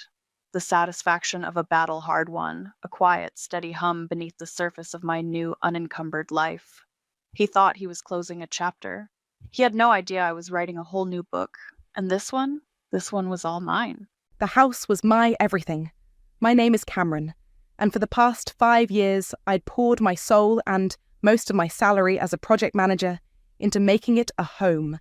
Every payment, every repair, every decision, largely me. Bowen, my husband, Bowen was good at appreciating the finished product. He'd clap me on the back after I'd spent a weekend tiling the bathroom floor and say, "Looks great, babe," as if it had magically appeared. I loved him, or at least, I loved the man I thought he was, but there was always this little hum of unease, a background static that got louder whenever his parents, Jorge and Vivian, were around. They were a lot. Vivian, with her backhanded compliments that could strip paint, and Jorge, whose pronouncements on how the world should work usually involved someone else footing the bill. Lately, their visits had become more frequent, their hints about slowing down and family support less subtle. Bowen, bless his easily influenced heart, would just nod along, his eyes shining with filial devotion. I'd bite my tongue, reminding myself that they were his parents, and they lived an hour away. An hour I was starting to cherish like a precious, life-saving buffer. Last Tuesday started like any other. A flurry of emails, a team meeting that ran late, the usual project fires to extinguish. I was looking forward to a quiet evening, maybe a glass of wine and some mindless TV. Then Bowen called. "Hey Cam, Mom and Dad are going to swing by for dinner. Is that okay?" Swing by. Like it was a casual 5-minute pop-in, not a 3-hour siege. "Oh," I said, trying to keep the weariness from my voice. "Sure, Bowen. What's the occasion?" "No occasion, just a family dinner. Mum said she'd bring her famous casserole." My heart sank. Vivian's famous casserole was a dense, cheesy concoction that could double as a doorstop. "Great," I managed. "I'll pick up some salad stuff on the way home." The evening unfolded with its usual predictability. Vivian surveyed my kitchen, her gaze lingering on a fingerprint on the stainless steel fridge. "You work so hard, dear," she'd said, her voice dripping with something that wasn't quite sympathy. It must be difficult to keep up with everything. Jorge, meanwhile, had settled into my favourite armchair, flipping through channels on the TV, already making himself comfortable. Bowen shuttled between them, beaming, refilling Jorge's drink, laughing a little too loudly at his father's pronouncements about the state of the economy. I plastered on a smile and tried to make conversation, feeling like an outsider in my own home. Dinner was endured. The casserole sat heavy in my stomach. We talked about everything and nothing. Then, as I was clearing the plates, Vivian clapped her hands together, a theatrical sound in the relative quiet. "Well, everyone," she announced, her smile wide and a little too bright. "We have some absolutely wonderful news." Bowen straightened up, his face alight with an almost childlike excitement. He reached over and squeezed my hand, his palm a little sweaty. "This is huge, Cam. You're going to be so thrilled." I looked from his eager face to Vivian's triumphant one, then to Jorge, who was leaning back, a smug, satisfied expression on his face. A knot of dread began to tighten in my chest. "What is it?" I asked, my voice carefully neutral. Jorge puffed out his chest. "We've sold the house," he declared, as if announcing a royal decree. Okay, that was unexpected. They'd been talking about downsizing for years, but I never thought they'd actually do it. Their house was old, needed a lot of work. "Oh, wow," I said. "Congratulations. Where are you moving?" Vivian's smile widened, if that was even possible. "That's the best part, dear," Vivian trilled, her eyes sparkling. She reached out and patted my arm, a gesture that felt more like a claim than affection. "We're moving in with you and Bowen. Here." The air rushed out of my lungs. I stared at her, then at Jorge, then at Bowen, whose grin was so wide it looked painful. He was actually proud of this. He thought this was good news. "Here?" I managed, my voice barely a whisper. "Permanently?" "Of course, permanently. Silly." Vivian laughed, a high-pitched sound that grated on my nerves. "We're family, and this house is certainly big enough. We'll be so cozy." Jorge nodded sagely. "It just makes sense. We're getting older, Bowen can help us out, and we can help you two. Think of the money you'll all save. It's a win-win." My mind reeled. My house, my sanctuary, invaded. Not for a visit, not for a holiday, but permanently. They hadn't asked. They hadn't discussed. They had simply decided. And Bowen was beaming. I felt a cold wave wash over me, a profound sense of betrayal so sharp it was almost physical. I looked at Bowen, searching his face for any sign, any flicker of understanding of what this meant to me. There was none, only that same blissful, idiotic pride. They hadn't just decided their future. They thought they had decided mine. They had no idea how wrong they were. Later that night, after Jorge and Vivian had finally, gleefully departed with promises to start bringing a few boxes over next week, the silence in the house felt heavy, suffocating. Bowen was humming as he loaded the dishwasher, still basking in the glow of the announcement. "Bowen," I began, my voice tight. "We need to talk about this." He turned, still smiling. "About what? Isn't it great? Mom and Dad here with us. It'll be like when I was a kid, but better, because you're here too." I took a deep breath, trying to stay calm. "They can't just move in here, Bowen. We never discussed this." "I never agreed to this." His smile faltered. "What's not to agree to? They're my parents, Cam. They need a place. We have space. It's what families do." "Families also communicate," I said, my voice rising despite my efforts.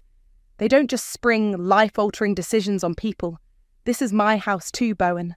I pay the mortgage." He frowned, a petulant look crossing his face. "Don't be like that. You're making it sound like they're freeloaders. They'll contribute, I'm sure. And Dad said it himself. We'll save so much money. Think about it. No more rent for them. They can help with utilities." "Help with utilities?" I almost laughed. "Bowen, they expect to live here for free. And what about our life, our privacy? My office will become Jorge's den, won't it? Vivian will redecorate the kitchen while I'm at work." "You're being dramatic," he said, turning back to the dishwasher, dismissing me. "Mum's a great cook, and Dad will be company for you when you're working from home."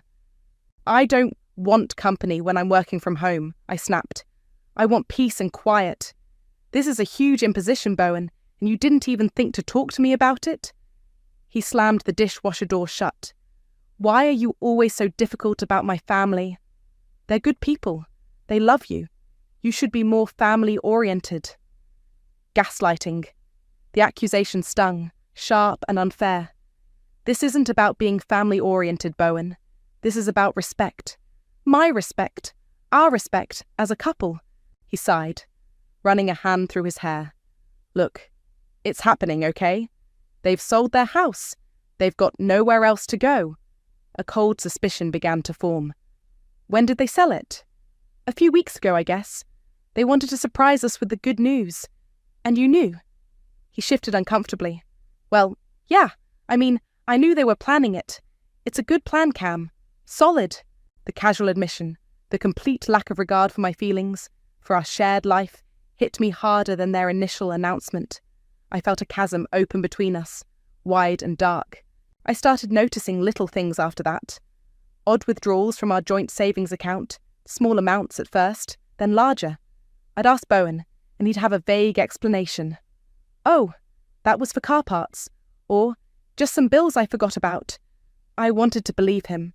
I told myself the stress of the impending invasion was making me paranoid. A week later, Bowen came home from work, whistling.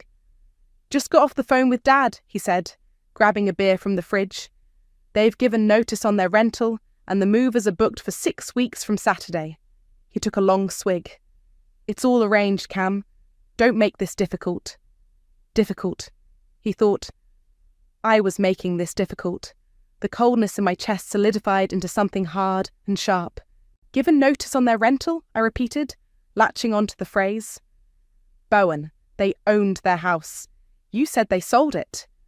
He waved a dismissive hand, already halfway to the living room. "Yeah, sold it. Rental, whatever. Point is, they're coming." He flopped onto the sofa and grabbed the remote. The casual lie, the utter lack of concern for the details, sent a fresh wave of unease through me. Something was very wrong here. More wrong than just an unwelcome extended family visit. That night, I couldn't sleep. Bowen snored softly beside me, oblivious. The phrase, "given notice on their rental," echoed in my mind. Why lie about something so trivial? unless it was part of a bigger deception.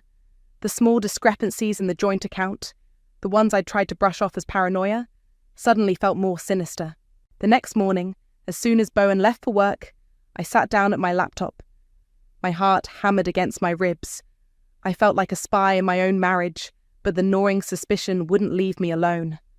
I logged into our online banking, my hands slightly trembling, the joint savings account. We diligently put money into it every month, our future fund. For renovations, big trips, emergencies. It was supposed to be a testament to our partnership. I started scrolling through the transaction history, going back further than I had before. 6 months, then 7. And there it was. Not just small, odd withdrawals. Regular, significant transfers. $1,000, $1,500, $2,000, every 2 weeks like clockwork for the past 6 months. Each one labelled simply, "Transfer to J. Rogers, Jorge." My breath hitched. Thousands, tens of thousands of dollars, siphoned from our savings. Our future, directly into my father-in-law's account. Bowen hadn't just known about them selling their house, he'd been actively funding them, bankrolling their transition into my life, my home. The betrayal was a physical blow, knocking the air from my lungs. This wasn't just about his parents moving in. This was a calculated, sustained deception. He'd been lying to me for months, smiling to my face while secretly undermining our financial security, our trust, everything we'd built. Or rather, everything I thought we'd built. A cold, methodical anger began to replace the hurt. The shock was still there, but it was now overlaid with a chilling clarity. This wasn't a misunderstanding. This wasn't Bowen being easily influenced. This was a deliberate, coordinated effort by him and his parents to manipulate me, to take what was mine, to dismantle my life for their convenience. My project manager brain, the part of me that thrived on spreadsheets and clear action plans, kicked into gear. The emotional storm receded, replaced by a steely resolve. They thought they had me backed into a corner. They thought I would just accept. Roll over. I picked up my phone, my fingers surprisingly steady as I scrolled to Natalie's number. My best friend since college, now a sharp corporate lawyer. She answered on the second ring. "Hey Cam, what's up?" Her cheerful voice came through the line. "Nat, I need to talk to you," I said, my voice low and urgent. "Something's happened. Something really bad." I laid it all out. The dinner announcement, Bowen's complicity, the lie about the rental, and finally, the devastating discovery of the secret transfers. Natalie listened patiently, the silence on her end punctuated only by my increasingly shaky breaths as I recounted the details. When I finished, there was a long pause. "Wow," she finally said, her voice devoid of its usual cheer. "Cam, this is beyond just them being awful in-laws. The financial stuff, that's serious." "I know," I whispered. "What do I do, Nat?" "First," she said, her tone shifting into professional lawyer mode, "you document everything. Every transfer, every date, every lie he's told you. Second, and I mean this, Cam, you need to see a specialist, a divorce lawyer, and you need to do it quietly. This isn't just about them moving in anymore." Her words hung in the air, heavy and final. A divorce lawyer. The thought sent a fresh jolt through me, but beneath it, a flicker of something else. Determination. Natalie was right.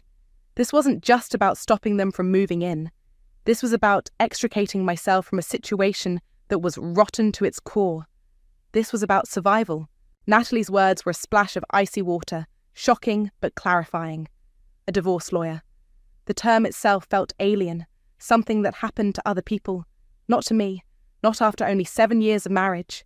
But the evidence on my laptop screen, the cold, hard numbers detailing Bowen's betrayal, was undeniable. This wasn't a partnership. It was a heist, and I was the mark. "A divorce lawyer," I repeated, the words tasting like ash. "Are you sure, Nat?" "Cam, he's been systematically draining your joint savings to give to his parents, all while planning to move them into your house without your consent. What part of that sounds like a salvageable marriage to you?" Her tone was blunt, but kind. "You need someone who specializes in this, someone who can protect your assets, especially the house. The house. My house.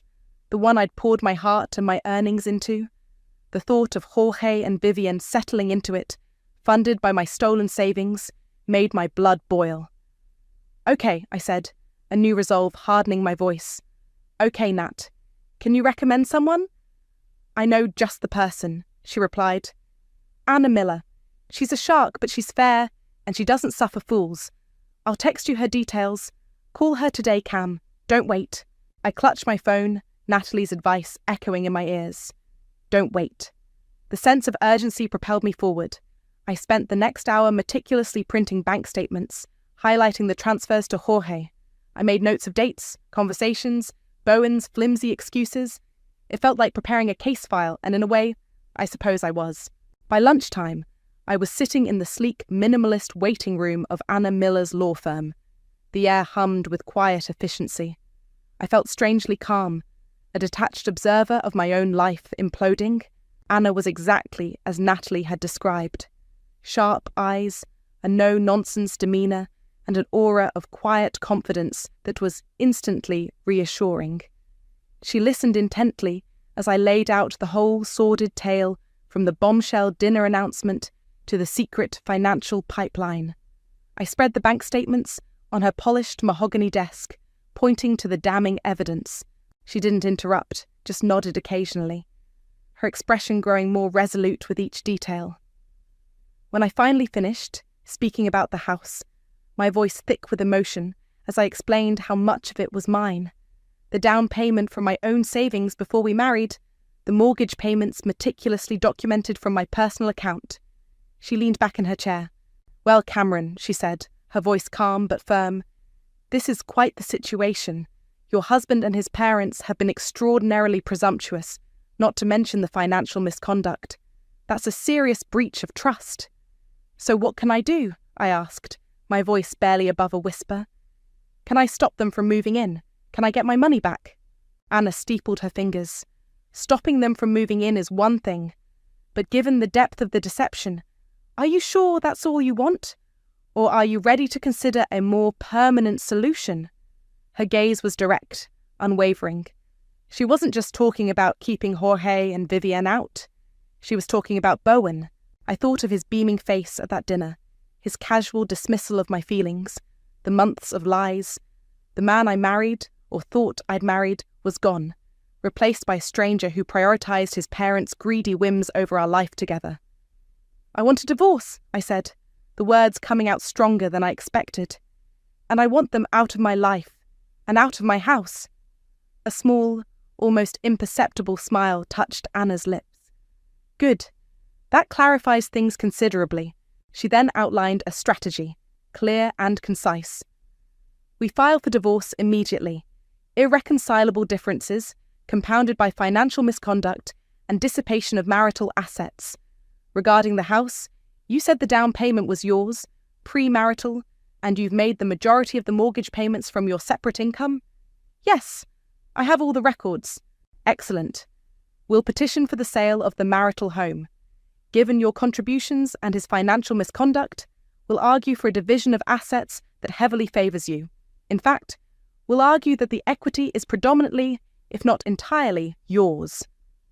A surge of something I hadn't felt in weeks. Empowerment coursed through me. It wasn't just about stopping them. It was about reclaiming what was rightfully mine. "What about them moving in?" I asked. "They're planning to arrive in less than 6 weeks." Anna's smile was predatory now. Let them. Let them book their movers. Let them pack their boxes. We'll time the service of the divorce papers for maximum impact. As for the house, we can list it for sale quietly. Once it's under contract as part of a divorce settlement, their plans become irrelevant." She slid a sheaf of papers across the desk. "These are the initial divorce filings. Read them carefully. If you're sure, sign them, and we'll get the ball rolling today." I read through them, the legal jargon a stark testament to the end of my marriage. But there was no sadness, only a grim sense of purpose. I picked up the pen and signed my name. Leaving Anna's office an hour later, the city air felt different, charged with possibility. The papers were filed, the clock was ticking, and they had no idea they were walking into a meticulously laid trap. The weeks that followed were a masterclass in duplicity, mostly on their part, but with a quiet, simmering counter-narrative playing out in my head and through my discrete actions. On the surface, I was the slowly coming around wife. I stopped arguing with Bowen about his parents. When he'd bring them up, bubbling with excitement about their impending arrival, I'd offer a tight, non-committal smile and a vague, "That's something." Jorge and Vivian, emboldened by my apparent acquiescence, became regular fixtures. They'd pop over unannounced, usually around dinner time, or on Saturday mornings when I was trying to catch up on chores, or, God forbid, relax.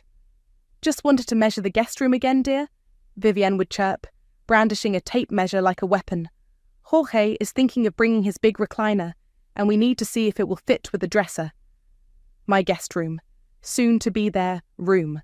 Jorge, meanwhile, would wander into my home office, the one I'd painstakingly designed for productivity and calm. He'd stand in the middle, hands on his hips, surveying it like a conquering general. "You know, Cameron," he said one afternoon, while I was on a crucial video call, "this room has excellent light. It would make a fine den, a place for a man to read his paper, perhaps enjoy a brandy in the evening." He winked, oblivious to the death glare I was trying to project through my screen. Bowen, bless his oblivious heart, just lapped it up. "That's a great idea, Dad. Cam's usually done with work by 5 anyway. Right, babe?" I'd just smile. A smile that didn't reach my eyes. A smile that was counting down the days. Vivian took a particular interest in my kitchen. "Such a lovely big space," she'd sigh, running a critical finger over my countertops. "Though the layout isn't terribly efficient, is it? And these cabinets? A bit dated, dear." She'd then launch into her plans for small improvements. New handles, perhaps a different backsplash. Just to make it more functional for all of us. The audacity was breathtaking. Every comment, every suggestion was a tiny pinprick fueling the cold fire of my resolve. I documented it all, mentally and sometimes in a locked file on my computer. Their presumptions, their entitlement, their casual dismissal of me in my own home. One Saturday, while I was pretending to be absorbed in a book on the patio, Vivian was on the phone in the kitchen, the sliding door slightly ajar. I could hear her voice, syrupy sweet, talking to Bowen's sister, Tamara. Tamara had always been a bit smug, siding with her parents, but from a safe distance, never having to live with the direct fallout of their schemes. "Oh, it's going to be wonderful, Tamara," Vivian cooed. "Bowen is so happy to have us. And honestly, it's about time. Cameron works such long hours, you know. Once we're settled, Bowen can finally cut back his hours at that stressful marketing job. Cameron earns enough for all of us, and it's time she focused more on family. Maybe started thinking about giving us some grandchildren." My blood ran cold. So that was the grand plan. Not just a free place to live, but a complete financial takeover. They expected me to support all of them, while Vivian presumably directed my life, and Bowen would what? Become a kept man. The sheer, unadulterated gall of it almost made me laugh out loud. Instead, I just marked it down. Another piece of evidence, another nail in their self-constructed coffin.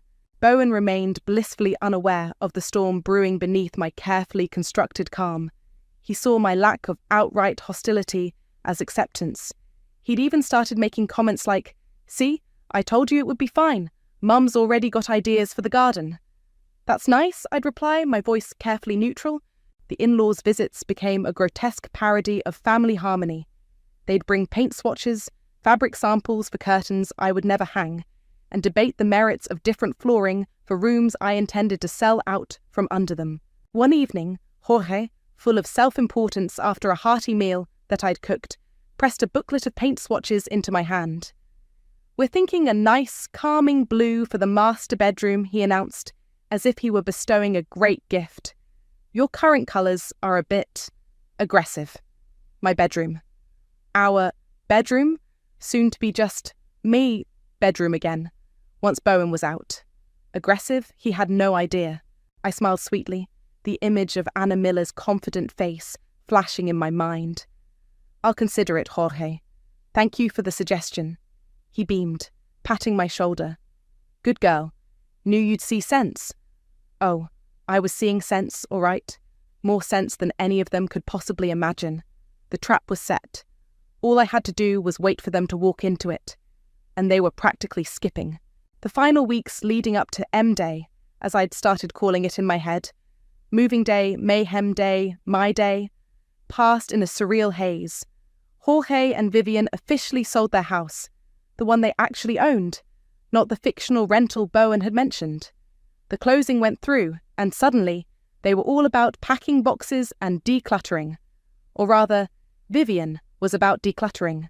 Jorge mostly supervised from his armchair, offering pronouncements on what was good enough to bring to Cameron's. Bowen, bless his increasingly clueless soul, threw himself into the process with gusto. He spent weekends at his parents' old place, hauling boxes, dismantling furniture, a dutiful son to the bitter end.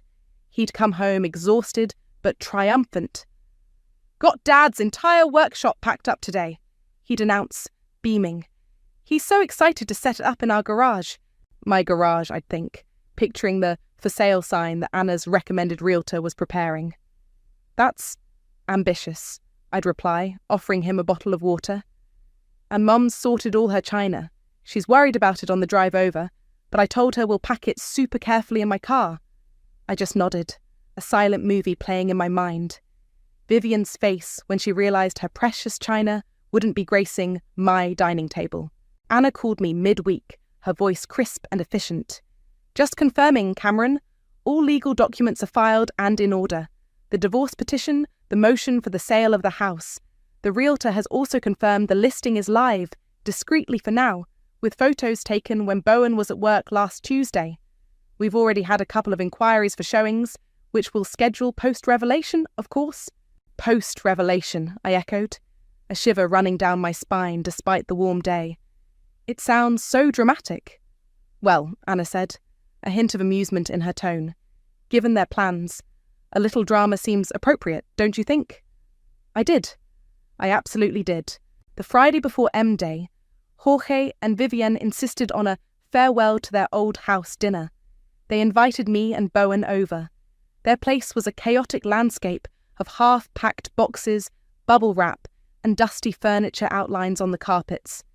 It felt like walking through the remnants of a life they were so eager to shed to take over mine.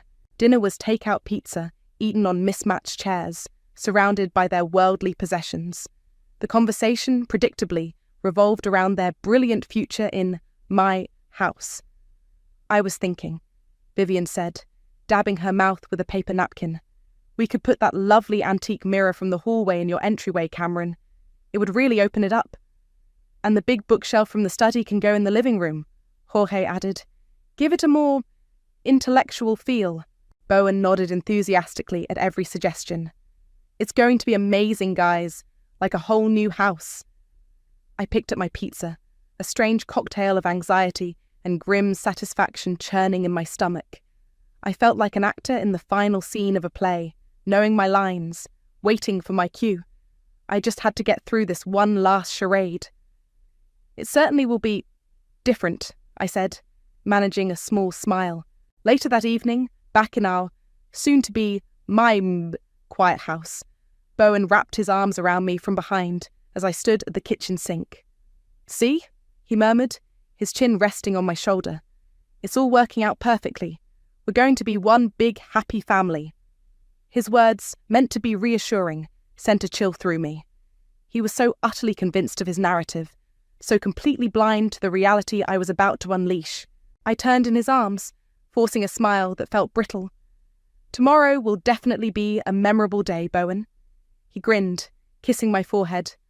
"The start of a great new chapter for all of us." Oh, it would be the start of a new chapter, all right. Just not the one he was expecting. I barely slept that night, my mind replaying the scene to come, the words I would say, the looks on their faces. It was a potent mix of fear and exhilaration. The end was near. M-Day dawned bright and clear, a painfully beautiful Saturday. I was up before the sun, a knot of nervous energy coiling in my stomach. I dressed carefully, choosing an outfit that made me feel confident, in control. By the time Bowen stirred, I'd already had 2 cups of coffee and mentally rehearsed my lines a dozen times. "Morning, sleepyhead," I said, my voice surprisingly steady. "Big day today." He stretched, yawning. "Tell me about it. Mum and Dad are aiming to be here by 9 with the first load. Said they're bringing the essentials first so they can get settled in right away." He grinned, oblivious. "You excited?" "Beyond words," I replied, and it wasn't entirely a lie. At precisely 8:57 a.m., their overstuffed minivan, trailing a small U-Haul trailer, rumbled up the driveway. Jorge was at the wheel, Vivian beside him, both beaming. Bowen practically skipped out the front door to greet them. I remained on the porch, a single, crisp white envelope held loosely in my hand. "There she is," Jorge boomed, climbing out of the van. "Ready for the reinforcements, Cameron?" Vivian rushed over to Bowen, giving him a hug. "Oh, darling, it's so good to be here. Finally." She then turned to me, her smile a little too wide. "You've no idea how much we've been looking forward to this, Cameron." "I think I have some idea," I said, my voice calm. Bowen, ever the eager beaver, was already at the back of the U-Haul, unlatching the door. "All right, let's get this show on the road. What's first, Dad? The recliner?" As he reached for the first heavy-looking box, I stepped forward. "Bowen," I said, my tone stopping him in his tracks. He looked up, surprised by the command in my voice. "Before you unload anything, I think you should read this first." I held out the envelope. He frowned, a flicker of confusion in his eyes. "What is it, Cam? Some kind of welcome card from Mum and Dad?" He chuckled, reaching for it. "Not exactly," I said. His fingers fumbled with the flap. Vivian and Jorge had paused, watching us with mild curiosity. The neighborhood was quiet. A bird chirped somewhere nearby. It felt like the calm before a hurricane. Bowen pulled out the folded papers. His eyes scanned the first page. I watched his face, a slow motion capture of dawning comprehension. The colour drained from his cheeks, replaced by a sickly pallor. His smile vanished, replaced by an expression of utter disbelief. His hand, still holding the papers, began to tremble. "Cam, what is this?" he stammered, his voice barely a whisper. "It's a petition for divorce, Bowen," I stated clearly, my voice carrying in the still morning air. Vivian gasped, a hand flying to her mouth. Jorge's jaw dropped. "Divorce?" Bowen choked out, his eyes wide with shock, darting between me and the papers in his hand. You're divorcing me?" "Yes, I am," I confirmed. "And before your parents start unloading their belongings into my house, there's something else you all need to know." I took a steadying breath. This was it. This house was listed for sale last week as part of our divorce settlement. It's considered a marital asset, albeit one I have significantly more claim to, which my lawyer is handling. You all have 30 days to vacate the premises. That includes you, Bowen. Your personal belongings will need to be removed, within that time frame as well. The silence that followed was absolute, thick and heavy. Bowen stared at me, speechless, the divorce papers fluttering in his shaking hand. Vivian's face crumpled, her carefully constructed composure shattering. Jorge's face turned a dangerous shade of purple. Then Vivian shrieked, a raw, animalistic sound of pure outrage and thwarted entitlement. No, you can't do this. We've sold our house. We have nowhere to go." Jorge finally found his voice, sputtering with rage. "This is outrageous, you conniving little... This is our home now. Bowen, tell her." Bowen just stood there, a broken statue, his eyes fixed on me, filled with a mixture of horror and a dawning, terrible understanding. Their arrogant smiles, the ones they'd worn like badges of honor for weeks, had completely collapsed. In their place was raw, unfiltered shock, disbelief, and the terrifying realization that their grand plan, their comfortable future, built on my unwilling generosity, had just been spectacularly, irrevocably demolished. Jorge took a step towards me, his fists clenched. "You can't do this. This is our home now," he bellowed, his voice cracking. I raised an eyebrow, my carefully cultivated calm holding firm. "Actually, Jorge," I said, my voice cool and level, "I can, and it's not." The immediate aftermath was pure, unadulterated chaos. Vivian launched into a volley of accusations, her voice shrill. "How could you be so cruel, Cameron? After everything we've done for you, After we welcomed you into our family." "Welcomed me?" I asked, a humorless laugh escaping me. "You mean after you planned to colonize my house and live off my income without so much as a discussion?" Jorge, bypassing accusations, went straight for bluster. "You'll hear from our lawyer. This is illegal. You can't just throw us out on the street." "Actually," I said, pulling out my phone, "my lawyer, Anna, is expecting your call. Or rather, she's expecting you to try and call her bluff. She's very good at her job." I held up the phone. "Would you like her number now, or would you prefer to find it on the divorce papers Bowen is holding?" Jorge's face purpled further, but he didn't reach for the phone. He knew, I think, that he had no leg to stand on. Bowen finally seemed to snap out of his stupor. He looked from his parents' furious faces to my resolute one, the reality of the situation crashing down on him. "Cam, please," he begged, his voice cracking. "Don't do this. We can talk about it. We can figure something out." "Figure what out, Bowen?" I asked, my voice devoid of the warmth it once held for him. "Figure out how you can continue to lie to me and funnel our savings to your parents. Figure out how I can be happy with 3 uninvited, entitled house guests for the rest of my life. No, Bowen. The time for talking is over. You made your choices. Now I'm making mine." Vivian switched tactics, her face crumpling into tears. "But where will we go? We have nothing. You're destroying our lives," she wailed, clutching at Bowen's arm. It was a masterful performance, but I wasn't buying it.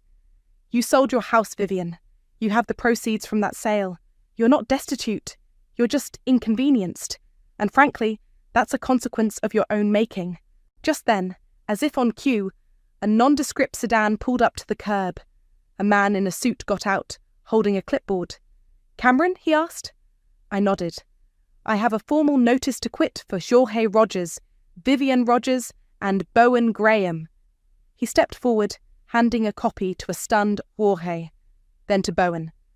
"You have 30 days to vacate the premises, as per the legal statutes of this state." Vivian stared at the paper as if it were a snake. "Squatters' rights!" she suddenly shrieked, a wild look in her eyes. "We've established residency by bringing our things." She gestured vaguely at the U-Haul. The process server, clearly unfazed, simply said, "Ma'am, these premises are subject to an active divorce proceeding and a court-acknowledged intent to sell. Attempting to remain beyond the notice period will result in trespassing charges and forcible removal by the Sheriff's Department. I'd advise you to consult with an attorney." He then tipped his head to me. "My work here is done." He got back in his car and drove away. The fight seemed to drain out of them then, replaced by a dawning, horrified acceptance. Their grand plan, so meticulously plotted, so arrogantly assumed, was in tatters.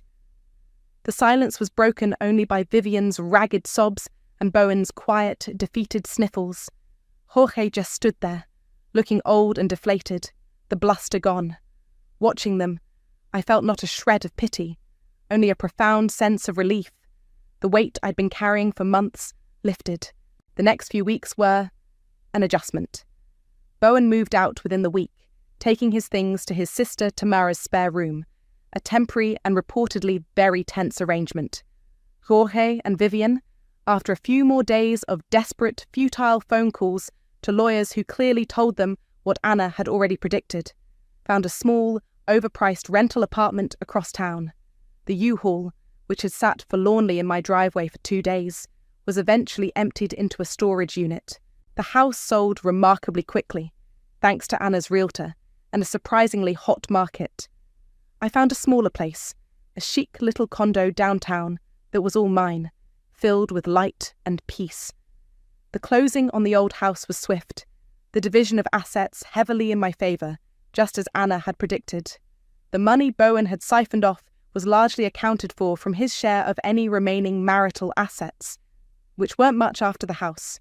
Tamara, surprisingly, called me once, not to yell, but with a sort of grim amusement. "You know, Cameron," she'd said, "I always told Mom and Dad they pushed too hard. They're miserable in that tiny apartment. Serves them right, I guess. Bowen's a wreck, by the way, finally realising what he threw away." I didn't feel triumph, not exactly. More like a quiet, settled satisfaction. I'd reclaimed my life, my finances, my peace of mind, sipping coffee in my new living room. Sunlight streaming through the large windows, I looked around at the space that was entirely my own. No uninvited guests, no passive-aggressive comments, no secret betrayals. Just me, and the quiet hum of a life I was building on my own terms. They thought they were moving into my house. Instead, they moved right into the consequences of their own actions. And honestly, the view from here was fantastic. The stench hit me before I even turned the key. A sour, sickly sweet miasma of stale beer, old cigarette smoke, and something else. Something vaguely like vomit. My hand froze on the doorknob of the nest, my little slice of heaven, my weekend sanctuary. This was not the crisp, pine-scented air I'd been dreaming of all week. My name is Lacey, and I'm what most people would call successful. Early 30s, good career, and I'd poured a significant chunk of my savings and a lot of sweat equity into this small cabin by the lake. It wasn't fancy, not by a long shot, but it was mine. Every mismatched piece of furniture, every quirky painting, every carefully chosen throw pillow was a testament to late nights at the office, to sacrifices made. It was where I came to breathe, to recharge, to escape the endless demands of city life, and, if I'm being honest, sometimes my own family. I pushed the door open, my heart already thumping a frantic rhythm against my ribs. The scene that greeted me, well, it was like a frat house horror show. My beautiful, calm living room was decimated. Cushions from the sofa were ripped, their stuffing pulled out like grotesque entrails. A sticky, dark stain. Wine, I hoped, though it looked suspiciously like something worse, had soaked into the light pine floorboards I'd painstakingly sanded and sealed myself. Empty beer cans and crushed plastic cups littered every surface, some overflowing with cigarette butts. My antique coffee table, a flea market find I'd lovingly restored, had a deep, jagged crack across its surface, as if someone had danced on it. Or jumped. No, I whispered, the sound swallowed by the sudden, oppressive silence of the trash space. No, no, no. I walked further in, my weekend bag dropping from my nerveless fingers. The kitchen was worse. The fridge door hung open, its contents, or what was left of them, spilled onto the floor in a congealing mess. Broken glass crunched under my boots. Someone had taken a marker, a thick black permanent one, and drawn crude images on the cupboard doors. My carefully curated collection of artisanal mugs, gifts from friends, souvenirs from travels. Smashed. All of them. Even the little chipped one I'd kept because it reminded me of my grandmother. Tears pricked my eyes, hot and angry. This wasn't just mess. This was malicious. This was a violation. I forced myself to check the rest of the small cabin. The bathroom mirror was cracked, a spiderweb of fractures radiating from a central impact point. My bedroom. They'd been in my bedroom. My sheets were gone, the mattress stained. Perfume bottles I'd cherished were empty, their contents likely sprayed around with abandon. A small, antique jewellery box, usually tucked away in a drawer, lay open and empty on the floor. It hadn't held much of monetary value, but the few pieces inside were sentimental. My breath hitched. Who? Who would do this?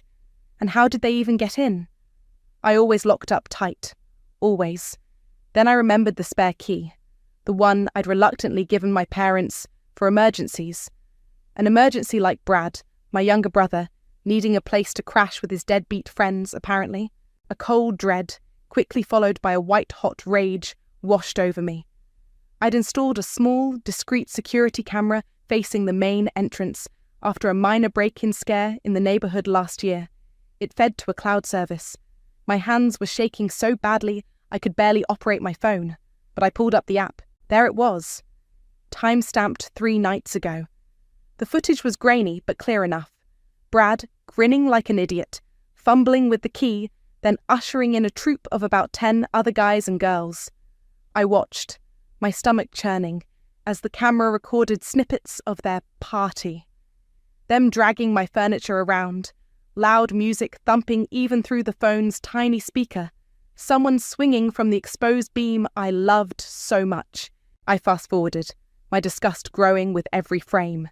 Then I saw Brad, clearly drunk, pick up one of my framed art prints, a limited edition I'd saved for months to buy, and hurl it like a frisbee across the room where it shattered against the wall. He and his friends roared with laughter. My blood ran cold, then boiled.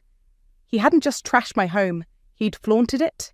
As if that wasn't enough, as I scrolled through the last bits of footage from the next morning, showing them finally leaving in a state of disarray, I saw Brad pause by the door. He looked directly at the camera, a smirk on his face, then scribbled something on a piece of paper and stuck it to the fridge with one of my magnets. I walked back into the kitchen, my gaze fixed on the fridge. There, amidst the marker graffiti, was a crumpled napkin. Scrawled on it in Brad's unmistakable messy handwriting were just 2 words. Chill out. Chill out. My sanctuary, my peace, my hard-earned property, systematically destroyed. And his message was, chill out. He hadn't just trashed my home. He'd spat in my face. Chill out. The 2 words echoed in the trashed silence of my kitchen. My hands clenched so tight my nails bit into my palms. I took a deep, shuddering breath, not of calm, but of icy resolve. Oh, I was past chilling out. Way past. I pulled out my phone, my thumb hovering over Brad's contact. He picked up on the 3rd ring, his voice lazy and still thick with sleep, even though it was early afternoon.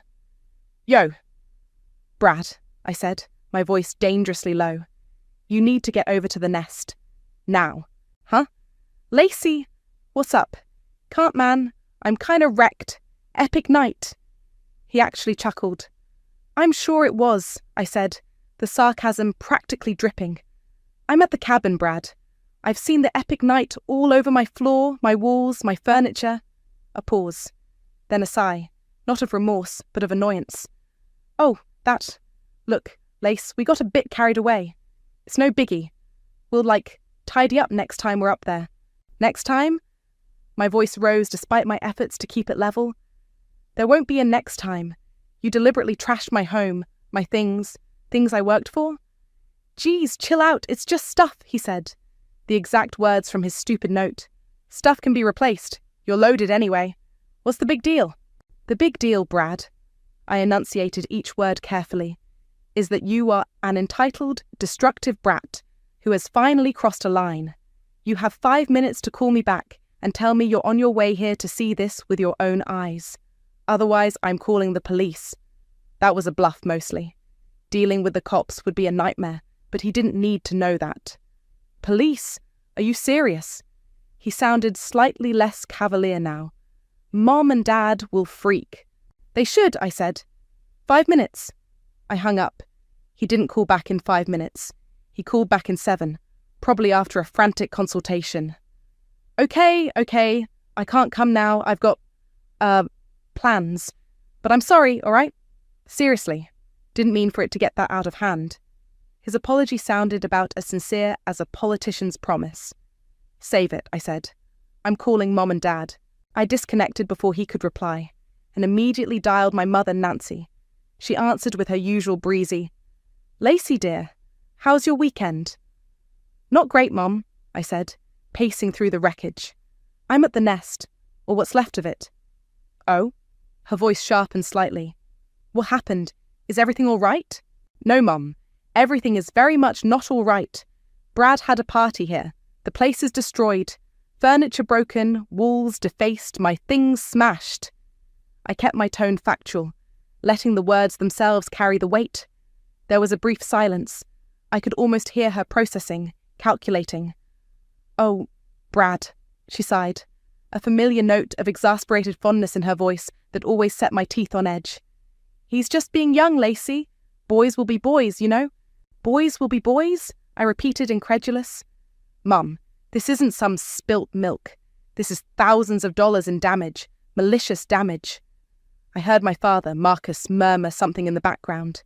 Nancy continued, her voice soothing, placating. Well, I'm sure it's not as bad as all that. You always did have a flair for the dramatic, dear. You have insurance, right?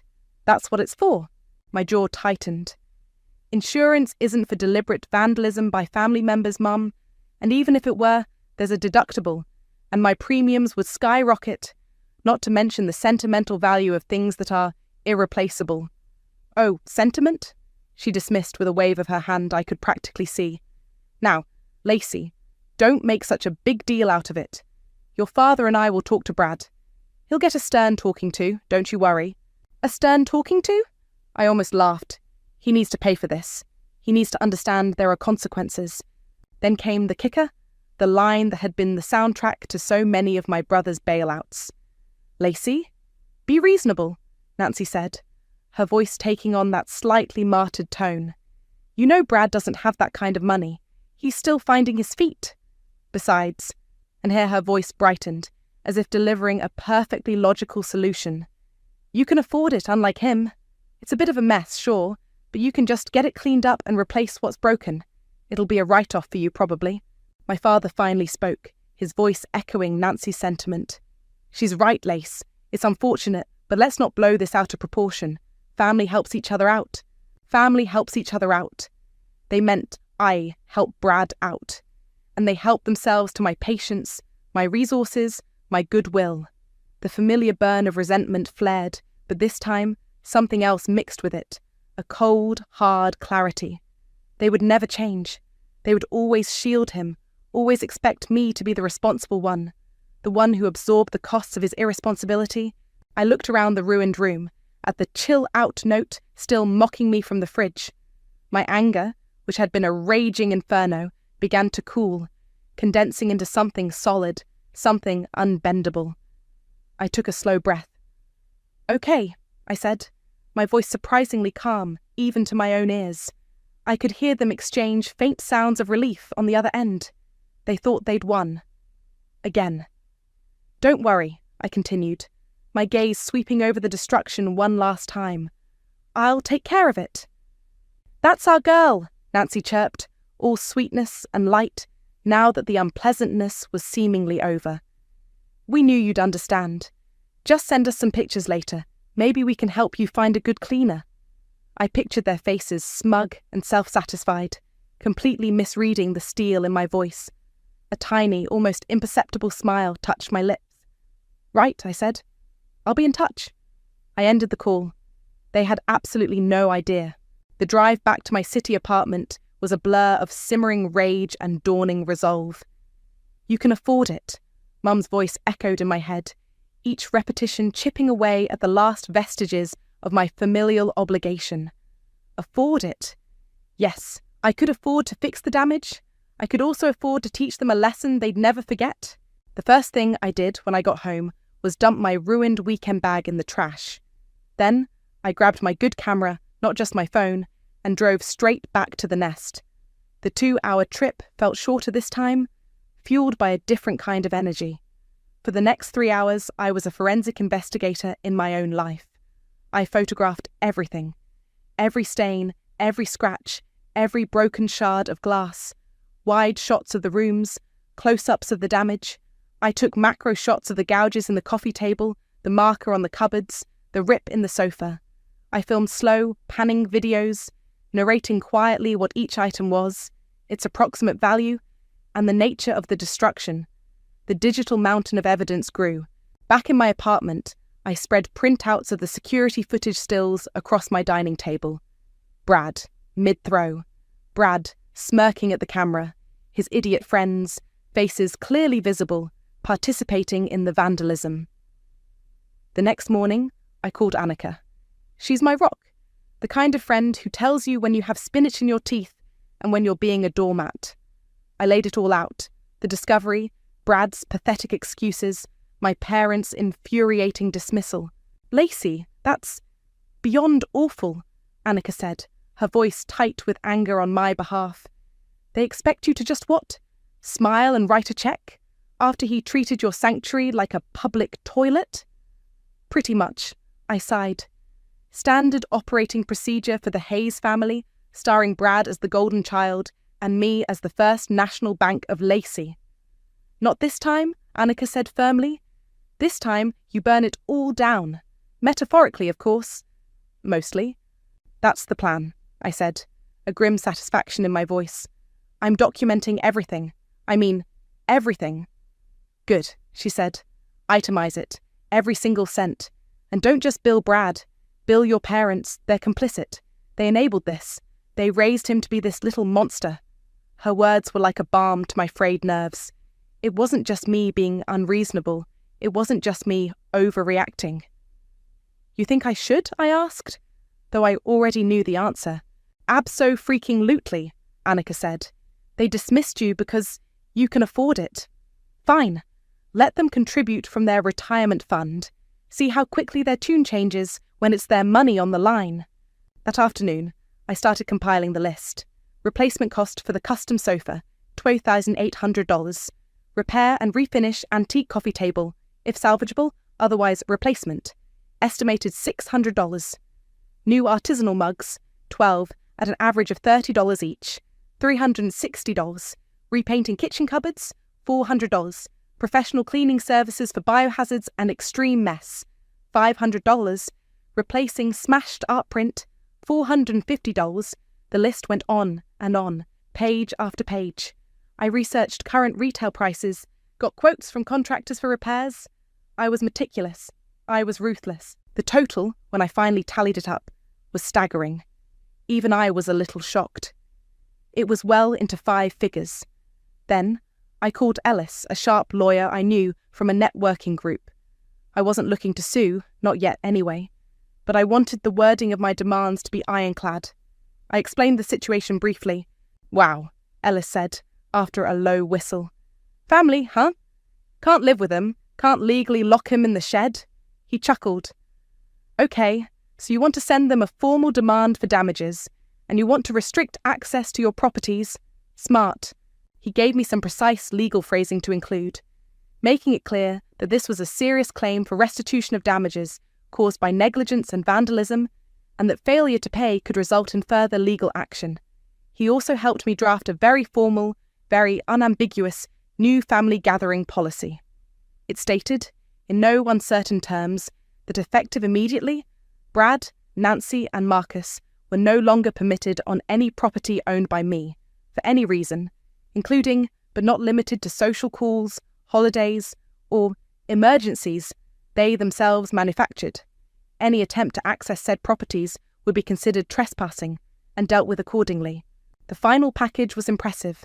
A thick sheaf of papers, a cover letter detailing the incident and my profound disappointment, the multi-page itemized bill with copies of receipts and quotes, selected glossy photo prints of the worst damage, and the new family gathering policy. I made 2 identical sets. That evening, I stood in line at the post office. 2 large manila envelopes, addressed separately. One to Brad, one to my parents. I paid for registered mail with return receipt requested. The postal clerk stamped them with a satisfying thud. As I walked out, the city light seemed a little brighter. A weight I hadn't fully realised I was carrying had begun to lift. They thought I'd just roll over, absorb the cost, and smooth things over like always. They thought their dismissive words and Brad's pathetic sorry would be enough. They had no idea what was coming. This wasn't just about the money anymore. This was about respect, my respect. And they were about to learn its price. 2 days later, the email notifications pinged on my laptop. Delivery confirmed. 1 for Brad, 1 for Nancy and Marcus. I imagined the scene at their respective homes. My parents probably settling in for their evening news, perhaps Nancy complaining mildly about how dramatic I was being over a little mess. Brad, likely still in bed or gaming, annoyed at having to sign for something. I pictured my mother, Nancy, picking up the thick envelope from the hall table, frowning slightly at the official-looking registered mail sticker. "What's this, Marcus?" she'd call out, tearing it open with a perfectly manicured nail. She'd expect a check, or at least a letter full of angst and recriminations that she could easily dismiss. Instead, her eyes would scan the formal cover letter, the polite but firm tone a stark contrast to the emotional outbursts she was used to from me when pushed too far. Then, the bill. Page after page of itemized destruction, each line a testament to her son's recklessness and her own willful blindness.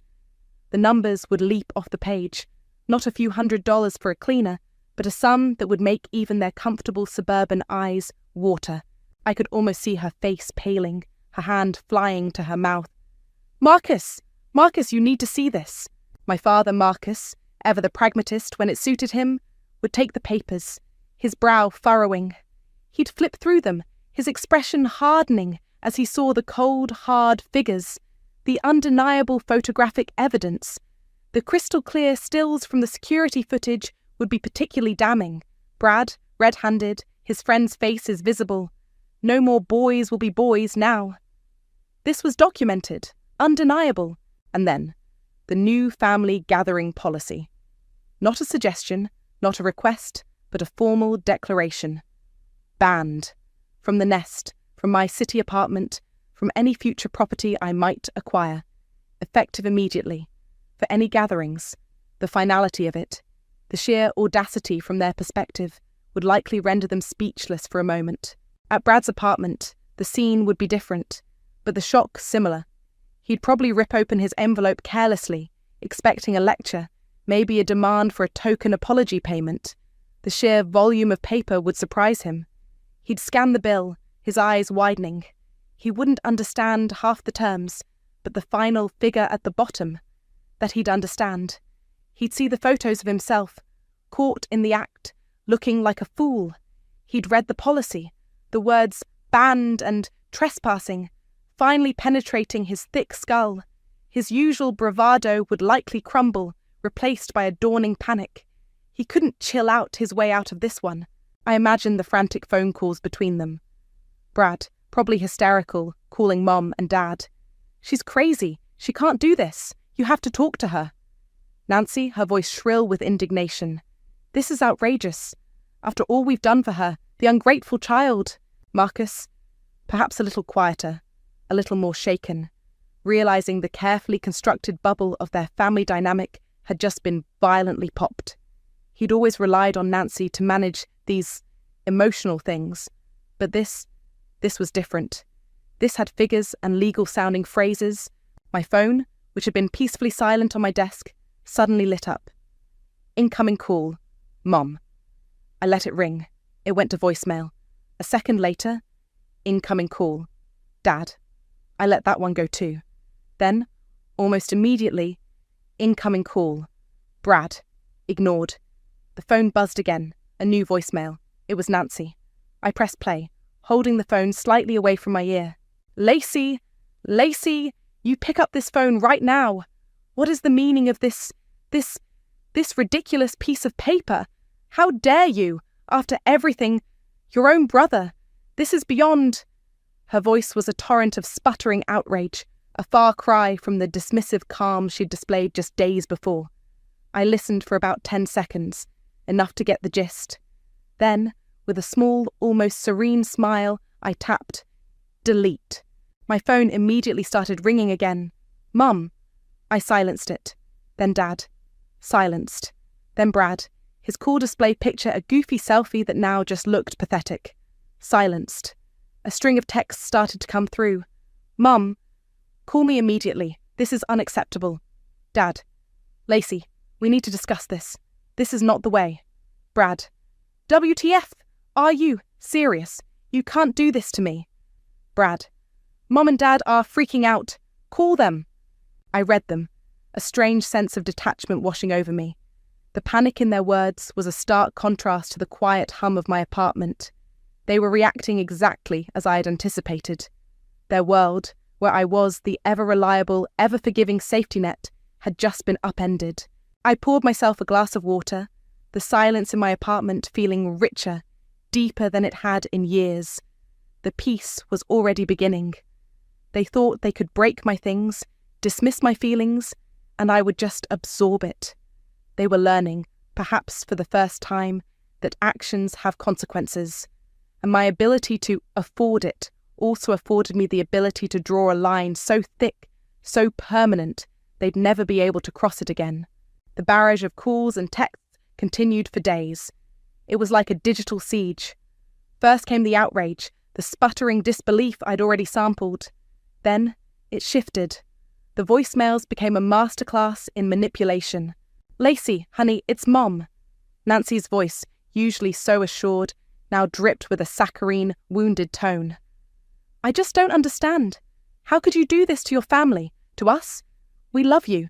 This isn't like you at all. Are you okay, dear? Is something else bothering you? You can talk to us? Right, because I was clearly the one with the problem. Then came Dad, Marcus, trying the disappointed but reasonable approach. Lacey, your mother is very upset. Brad is beside himself. This bill, it's just not feasible. And this policy? It's tearing the family apart. Think about the upcoming holidays. Think about tradition. We need to sit down and talk this through calmly. Brad's messages were less sophisticated. Mostly a string of angry emojis, misspelled accusations of cruelty, and pathetic pleas. You are ruining my life. I said I was sorry. What more do you want? I didn't respond to any of them. Not a single call, not a single text. My silence seemed to infuriate them more than any argument could have. A few days later, a new number popped up on my caller ID. I didn't recognize it, so I let it go to voicemail. The message was from my Aunt Valentina, Mum's sister. Her voice was syrupy sweet, oozing concern. Lacey, darling, it's your Aunt Valentina. Your mother called me. She's terribly worried about you. And about this misunderstanding. Honey, families have disagreements, but this seems so extreme. Brad made a mistake, a silly, youthful mistake. But he's your brother, and your parents, they're heartbroken. Can't we all just find a way to forgive and forget? For the sake of family unity? Your mother said you're not even taking their calls. That's not like you, sweetheart. I rolled my eyes. So Mum had deployed the flying monkeys.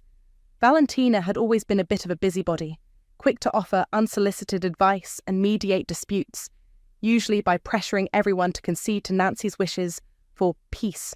I actually considered calling Valentina back, just to set her straight. But then I remembered Annika's advice about Jade. Justify, argue, defend, explain. Engaging would just give them an opening. So, I texted her instead. A short, polite message. Aunt Valentina, thank you for your concern. The matter is between me, Brad, and my parents. My terms are clear and non-negotiable. I hope you can understand. Her reply was almost instantaneous. But Lacey, family is more important than money or old houses. Your mother is beside herself. Surely you can bend a little. I didn't reply to that one. Bending a little was how I'd ended up here in the first place. The next day, Annika sent me a screenshot. You might want to see this, her message read. It was from a rarely used extended family group on some obscure social media platform I'd forgotten I was even part of. Brad had apparently decided to take his grievances public, or at least semi-public. His post was a masterpiece of victimhood. So disappointed in some family members who care more about stuff than people. I made a mistake and apologized, but now I'm being treated like a criminal and banned from seeing my own family just because she's rich and can bully everyone. Some people have no heart. Family drama, materialistic, sad. There were a few sympathetic comments from distant cousins who clearly only had his side of the story. Oh, Brad, that's awful. Some people forget where they came from. My blood simmered. The audacity. He hadn't just trashed my place, lied about it, and refused to take responsibility. Now he was trying to paint me as the villain? The cruel, materialistic older sister? He really wants to play dirty, does he? I muttered to myself, taking my own screenshots of his post and the comments. Fine. If he wanted to air dirty laundry, I had a whole laundromat full of evidence he couldn't even imagine. The security footage, the photos of the damage, his charming chill out note, my parents' dismissive texts. It was all neatly filed away. He was playing checkers while I was setting up a chess game he couldn't possibly win. This little smear campaign was just another nail in his own coffin. My resolve, already diamond hard, gained another layer of tempered steel. He had no idea how badly he'd just miscalculated. As October bled into November, the air turned crisp, and the first whispers of Thanksgiving started to circulate. Traditionally, Thanksgiving was a big production at my parents' house. Nancy lived for the performance of it, the perfect table setting, the elaborate menu, the carefully curated image of a happy, prosperous family. While they hosted, I was always expected to contribute significantly. A couple of elaborate side dishes, the expensive wine, often a hefty financial contribution towards the turkey and other supplies. Sometimes, they'd even suggest a pre-dinner appetizer gathering at my city apartment because it was more modern or had better parking for some of the out-of-towners. This year, however, a giant, lacy-shaped wrench had been thrown into their holiday machinery. The bill for damages to the nest remained unpaid. The new family gathering policy remained firmly in effect. After the initial flurry of outrage calls and manipulative texts, a strange sort of silence had descended from their end, at least directly to me. It was the kind of silence that precedes a storm. They were clearly stonewalling on the payment, probably hoping I'd just give up, or that the looming holiday would force my hand. Then the indirect pressure started. Aunt Valentina called again, her voice even more strained. "Lacey, your mother is trying to plan Thanksgiving, and she's just at a loss. She doesn't know what to do about you. Surely you're not going to let this ruin Thanksgiving for everyone?" "Aunt Valentina," I said, my voice calm and even. "My plans for Thanksgiving are my own. The situation with my parents and Brad is separate. They have the bill and they have the policy. Nothing has changed." "But it's Thanksgiving?" she wailed, as if the holiday itself possessed magical powers of absolution. I politely ended the call. A few days later, an email landed in my inbox from Nancy. Subject: Thanksgiving plans. The email was a masterpiece of passive aggression and denial. It outlined the usual Thanksgiving dinner details at their house, then casually added, "Lacey, we'll need you to bring your famous pecan sweet potato casserole and the cranberry orange relish. And perhaps you could host a small cocktail hour at your place around 1 p.m. before everyone comes over here. It would be lovely to see you and clear the air. We need to put all this unpleasantness behind us and come together as a family." No mention of the 5-figure bill, no acknowledgement of the ban. It was as if my registered letters, the photos, the legalistic policy had all been a figment of my imagination, a temporary tantrum they were benevolently willing to overlook if I just came to my senses. I stared at the email, a humorless laugh escaping me, the sheer, unadulterated gall. Annika, when I read it to her over coffee, just shook her head. They are genuinely living in another reality, aren't they? Clear the air. The air is crystal clear, Lacey. You've made your position perfectly plain. "So what do?" I asked, though I already knew. "You make your own Thanksgiving plans," Annika said, her eyes sparkling, quiet, peaceful, and utterly devoid of drama. "My place, your place, fancy takeout, sweatpants. The world is our oyster, my friend." The thought was incredibly appealing. A Thanksgiving without the forced smiles, the undercurrents of resentment, Nancy's subtle digs, and Brad's entitled whining. It sounded like paradise. "Done," I said. "My place. We'll order in from that amazing Indian place and watch terrible movies." "Perfect," Annika grinned. I didn't reply to Nancy's email. My silence was my answer. A week later, another email. This time from my father, Marcus. It was shorter, more direct, but equally delusional. Subject: Thanksgiving contributions. "Lacey, your mother is getting anxious about the arrangements. We'll be by your place on Thursday morning, say around 10 a.m, to pick up your usual contributions for Thanksgiving dinner. And we can all talk then, like a normal family. This has gone on long enough." Not a request, a statement. As if they could just summon me, command my compliance, and override my clearly stated boundaries by sheer force of will. They were actually planning to just show up. The arrogance was breathtaking. This time I did reply. A single, concise sentence. "My policy stands.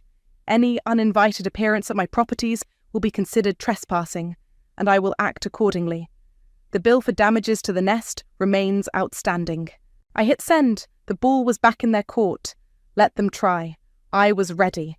The thought of a confrontation didn't fill me with dread anymore. It filled me with a grim sort of anticipation. They wanted to push. I was about to show them just how hard I could push back. Thanksgiving was indeed looming, but the only pressure cooker I was interested in was the one simmering with my own quiet, delicious plans with Annika. Thanksgiving morning dawned bright and chilly. Instead of the usual frantic rush of baking and packing, My apartment was an oasis of calm. The rich aroma of coffee filled the air, and Annika was already there, curled up on my sofa in fuzzy socks, flipping through streaming services for our terrible movie marathon. We were planning a feast of takeout later, zero stress involved. Around 10:05 a.m., right on schedule for their threatened arrival, my apartment buzzer shrieked. Not the polite, quick buzz of a delivery person, but a long, insistent, demanding blare. Annika raised an eyebrow. "Showtime?" "Looks like it," I said, a strange calm settling over me. I picked up my phone, already set to record video, and walked to the intercom. "Yes?" "Lacey, it's us. Open the door." Nancy's voice, sharp and impatient, crackled through the speaker. "I'm afraid I can't do that, Mom," I replied, my tone even. "As I stated in my email, uninvited appearances are not welcome." "Don't be ridiculous, Lacey. It's Thanksgiving. We're here to pick up your contributions and talk." Marcus chimed in, his voice booming slightly. "There are no contributions," I said, "and we have nothing further to discuss until the bill for the nest is settled." A frustrated sigh from Nancy. "Lacey, open this door right now, or I swear—" I walked to the door, phone still recording, and peered through the peephole. There they were, Nancy, Marcus, and lurking behind them, looking sullen and uncomfortable, Brad. Nancy's face was flushed. Marcus looked stern, and Brad just looked like he'd rather be anywhere else. I opened the door a crack, the security chain still firmly in place. In my other hand, I held a neatly folded copy of the new family gathering policy, and a crisp, official-looking document Ellis had helped me prepare. A formal cease and desist letter reiterating the trespass warning. What part of uninvited and trespassing was unclear? I asked, my voice quiet but firm. Nancy pushed forward. "Don't you take that tone with me, young lady. We are your parents. You will let us in, and we will sort this nonsense out." She actually tried to push the door further open, rattling the chain. "No," I said, holding my ground. "You are not coming in. This is my home. Your presence here, after being explicitly told not to come, is trespassing." Marcus stepped forward, trying a different tactic. "Lacey, please," he said, his voice softer, attempting to sound reasonable. "Think of your mother. Think of the family. Don't do this. This isn't you. You have a good heart. Let's just talk." "My good heart has been taken advantage of for years, Dad," I said. "And my good heart is telling me to protect my peace. The terms are clear. Pay the bill. Respect my boundaries. Then maybe we can talk. Until then, you need to leave." Brad, who had been scowling silently, finally muttered, "You're a real bitch, you know that? And you're a destructive, entitled brat who still hasn't paid for the thousands of dollars of damage you caused," I retorted coolly, my eyes locking onto his. He actually flinched. It was then that Nancy escalated, her voice rising to a shout that probably carried down the hallway. "We know you don't really mean this. You always come through for family. You wouldn't dare turn us away on Thanksgiving. It's unnatural." Just as she hit her crescendo, the door to the apartment opposite mine opened a crack. Mrs. Henderson, my elderly, sweet-faced, and surprisingly observant neighbour, poked her head out. She'd been a resident in the building for decades and knew everyone's comings and goings. "Oh, Lacey, dear," Mrs. Henderson said, her voice clear and carrying, though she was addressing me. She had a clear view of my parents, and Brad clustered at my door.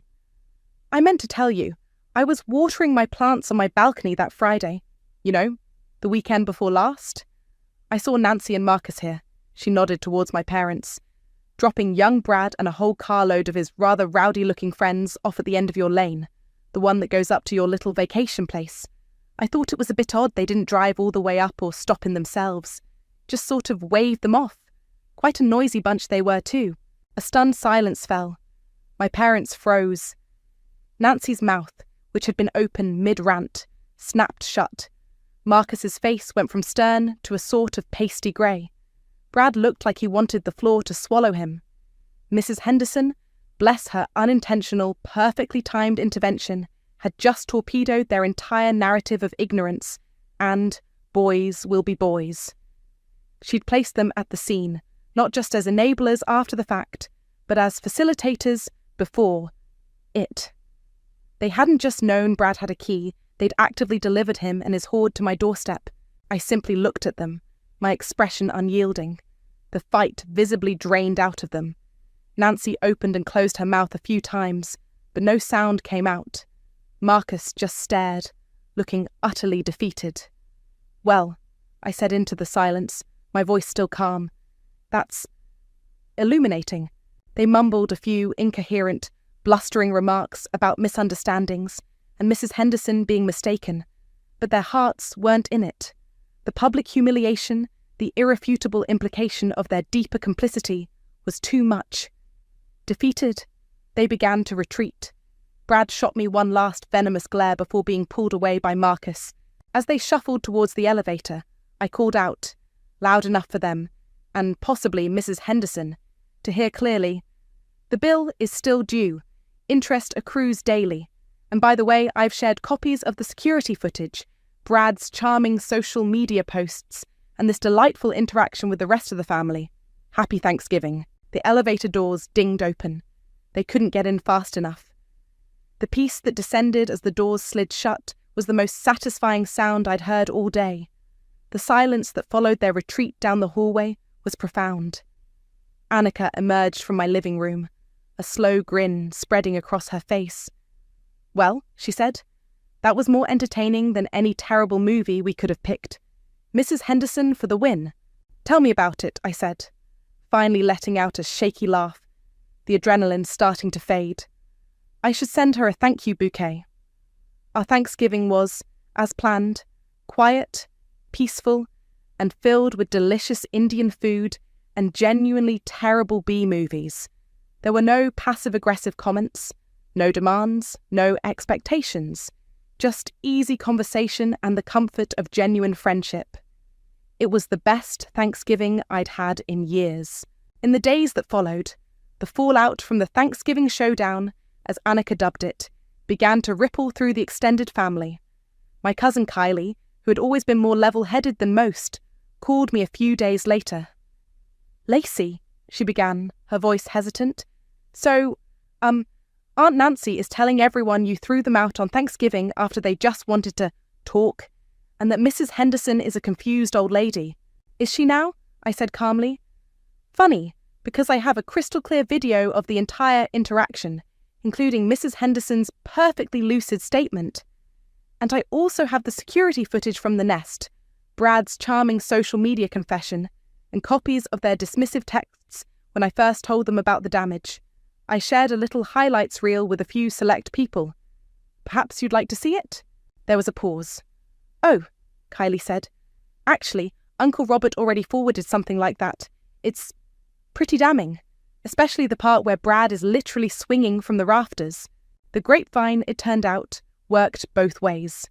Once a few key, less biased relatives saw the actual evidence, the visual proof of the destruction, Brad's arrogance, my parents' complicity confirmed by Mrs. Henderson, and their aggressive behaviour at my door, Nancy's narrative of the misunderstood son and the cruel, unforgiving daughter began to crumble. The bill, however, remained unpaid. My lawyer, Ellis, sent a follow-up letter, a bit more strongly worded this time, hinting at small claims court and the public record that would create. About a week after that, a certified cheque arrived in the mail.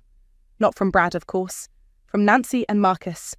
It was for the full amount, every last cent. There was no note, no apology, just the cheque. I deposited it immediately.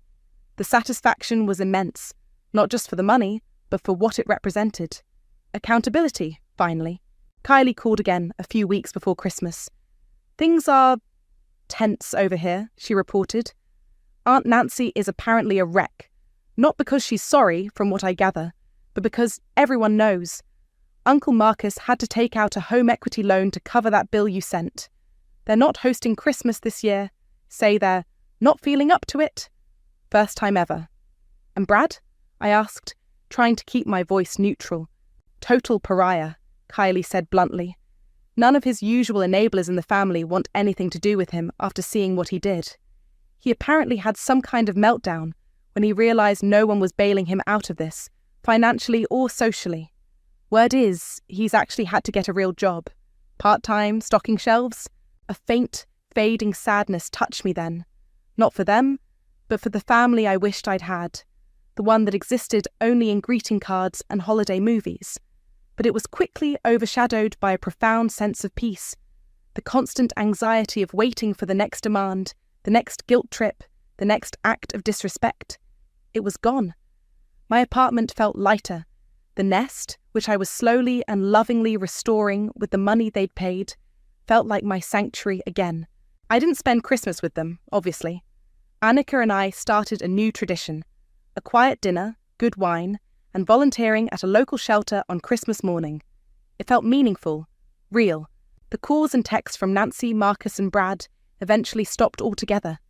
The silence from their corner of the world was no longer a precursor to a storm, but the calm after it. I heard through Kylie that Nancy tried, a few times, to rally support, to paint herself as the victim of an ungrateful daughter, but the evidence I'd shared had done its work. People knew. My life became my own, truly. I realized that my ability to afford it wasn't just about money. It was about affording myself peace, affording myself respect, affording myself the power to draw lines and enforce them. Sometimes, the only way to win your peace is to be willing to go to war for it, even if the battlefield is your own front door and the enemy shares your blood. And let me tell you, the taste of that hard-won peace? It's the sweetest victory of all. If you're out there, dealing with your own Brads and Nancys, know this: your peace is worth fighting for. Don't ever let anyone make you feel guilty for demanding the respect you deserve. The first sound was a dull thump against my front door, like someone had dropped a heavy bag of groceries. It was just after dawn, 18 years ago. I remember the chill of the floorboards under my bare feet as I crept to the peephole. Nothing. Just the grey pre-dawn light. I almost went back to bed, but something made me open it. There, on my welcome mat, was a baby carrier. Inside, a tiny sleeping infant, no more than a few weeks old, and a note tucked into the blanket. 4 words scrawled in my sister Marley's unmistakable looping handwriting. "He's yours now. Good luck. My name is Nicole, and that's how I became a mother at 24, not to a child I'd planned, but to the one my own flesh and blood had discarded like yesterday's trash." The first few years were a blur of exhaustion and fierce, almost primal, love. I was supposed to be starting my residency, the culmination of years of medical school. Instead, I was learning to mix formula, change diapers with one hand, while on the phone begging a temp agency for shifts and function on 3 hours of broken sleep. My tiny apartment, once a quiet sanctuary, became a chaotic symphony of baby gurgles, crying fits, and the constant hum of the washing machine. "How are we going to do this, little man?" I'd whisper to Leighton, his baby fist wrapped tight around my finger. He'd just blink his wide, trusting eyes at me, and somehow that was enough. I found a job as a medical assistant at a local clinic. Steady hours, less pay than a doctor, but it meant I could be home every night. My dreams of specializing in surgery faded, replaced by the immediate pressing need to provide. My friends, busy with their own burgeoning careers and social lives, slowly drifted. Dates were non-existent. Who had the time or the energy? My world shrank to encompass just me and this tiny human who depended on me for everything. There were moments I thought I'd break, like when Leighton was 3 and spiked a fever so high he had a febrile seizure in my arms. The terror that clawed at me then, the frantic drive to the ER, the sterile smell of the hospital. It seared into my memory. Or the first time he came home from kindergarten crying because a boy had asked why he didn't have a daddy, and why his other mummy never came to school events. "Some mummies aren't ready to be mummies, sweet pea," I told him, holding him close. "But you have me, and I'm the luckiest mummy in the world." "Are you my real mum?" he'd asked, his lower lip trembling. "I'm as real as it gets, Leighton," I'd said, kissing his forehead. the realist. But for every moment of struggle, there were 1,000 moments of pure, unadulterated joy. His first laugh, a sound like wind chimes. His first wobbly steps, arms outstretched towards me. The handmade Mother's Day cards, the school plays where he'd search the audience until his eyes found mine, the late-night talks about everything and nothing. I poured every ounce of my being into raising him, into making sure he felt loved, secure, and wanted.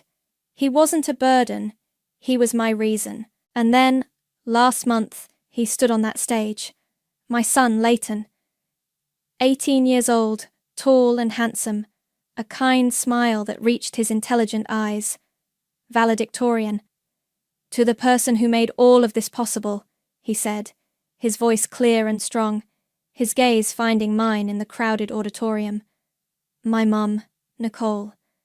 You taught me what strength, sacrifice, and unconditional love truly mean. This is for you." The applause was deafening, but all I could see was him, my boy, on the cusp of an incredible future, a full scholarship to his dream university gleaming in his pocket. Pride swelled in my chest, so fierce it almost hurt. We'd done it. Against all odds, we'd not just survived, we'd triumphed. The celebration dinner afterwards was a happy blur of congratulations and excited chatter about dorm rooms and course selections. My best friend, Saiga, squeezed my arm. "You did good, Nick, more than good." I smiled, but even then a tiny sliver of unease had begun to creep in. It was too perfect, this happiness, too complete. For years I'd had this recurring nightmare. Marley, her face a mask of entitlement, reaching for Leighton, her voice a venomous whisper. "He's mine." I'd wake up in a cold sweat, my heart pounding, the relief that it was just a dream, quickly followed by a lingering dread. The last few weeks, those nightmares had intensified. A silly superstition, I told myself. Marley hadn't shown her face in 18 years. Why now? Tonight, Leighton was out with friends, a last hurrah before summer jobs and college prep consumed him. I was tidying up, the silence of the house amplifying the quiet hum of the refrigerator, the tick of the grandfather clock in the hall. It was late, almost midnight. Then my phone, sitting on the kitchen counter, buzzed. An unknown number, my stomach clenched. A cold wave washed over me, prickling my skin.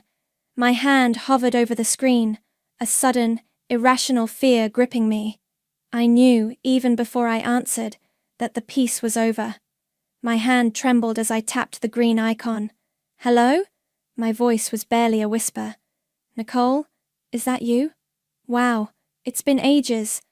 The voice was brighter, higher pitched than I remembered, but undeniably her, Marley.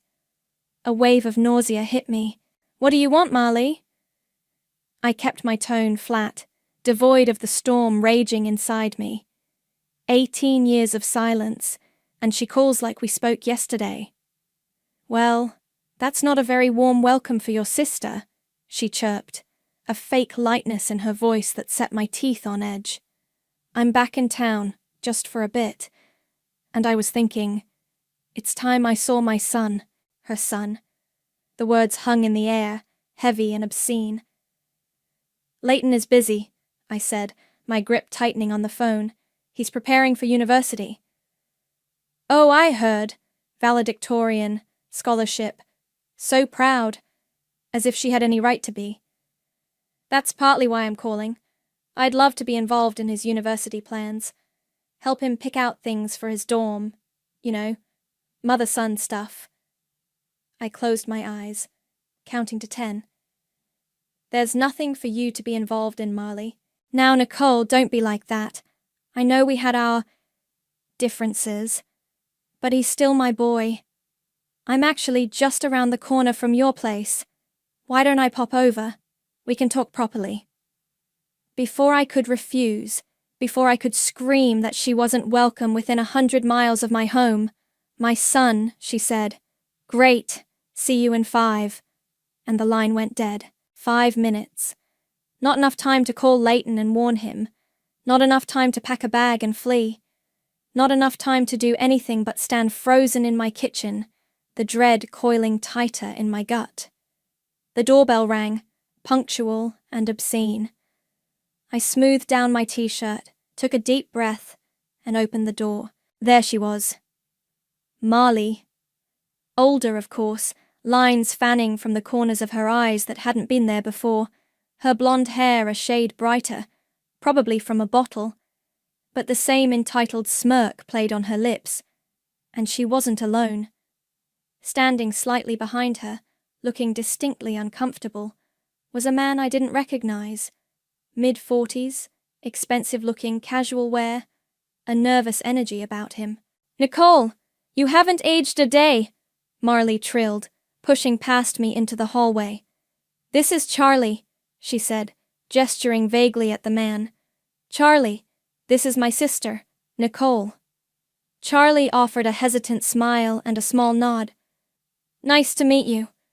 "So," Marley said, her eyes already scanning my living room, probably looking for signs of Leighton. "Where is he? My son?" "Leighton is out," I said, my voice dangerously quiet. "And he's my son, Marley, in every way that matters." Her smile tightened. "Oh, Nicole, still so dramatic. Look, I get it. You raised him, and I appreciate that. I really do." She waved a dismissive hand. "But blood is blood. He's a Harding. And now that he's all grown up and about to be successful, it's time I took my rightful place in his life." Charlie shifted his weight, his gaze flicking between us. He looked like he'd rather be anywhere else. "Your rightful place?" I repeated, the words tasting like ash. "You forfeited that place 18 years ago on my doorstep." "I was young. I was scared," Marley exclaimed, her voice rising. "I didn't know what I was doing, but I've grown. I've changed. Charlie and I, we have a good life. We can offer Leighton things you never could."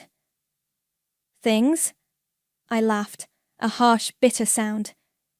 "You think this is about things? It's about him knowing his real mother," she snapped, her composure finally cracking. "You've had him long enough. You've poisoned him against me, kept him from me all these years." "I kept him safe. I kept him loved. Something you clearly weren't interested in doing." Marley's eyes narrowed. "He's my son, Nicole, and I'm not going to let you keep him from me any longer. I've spoken to a lawyer, Chandler Jackson. Ever heard of him?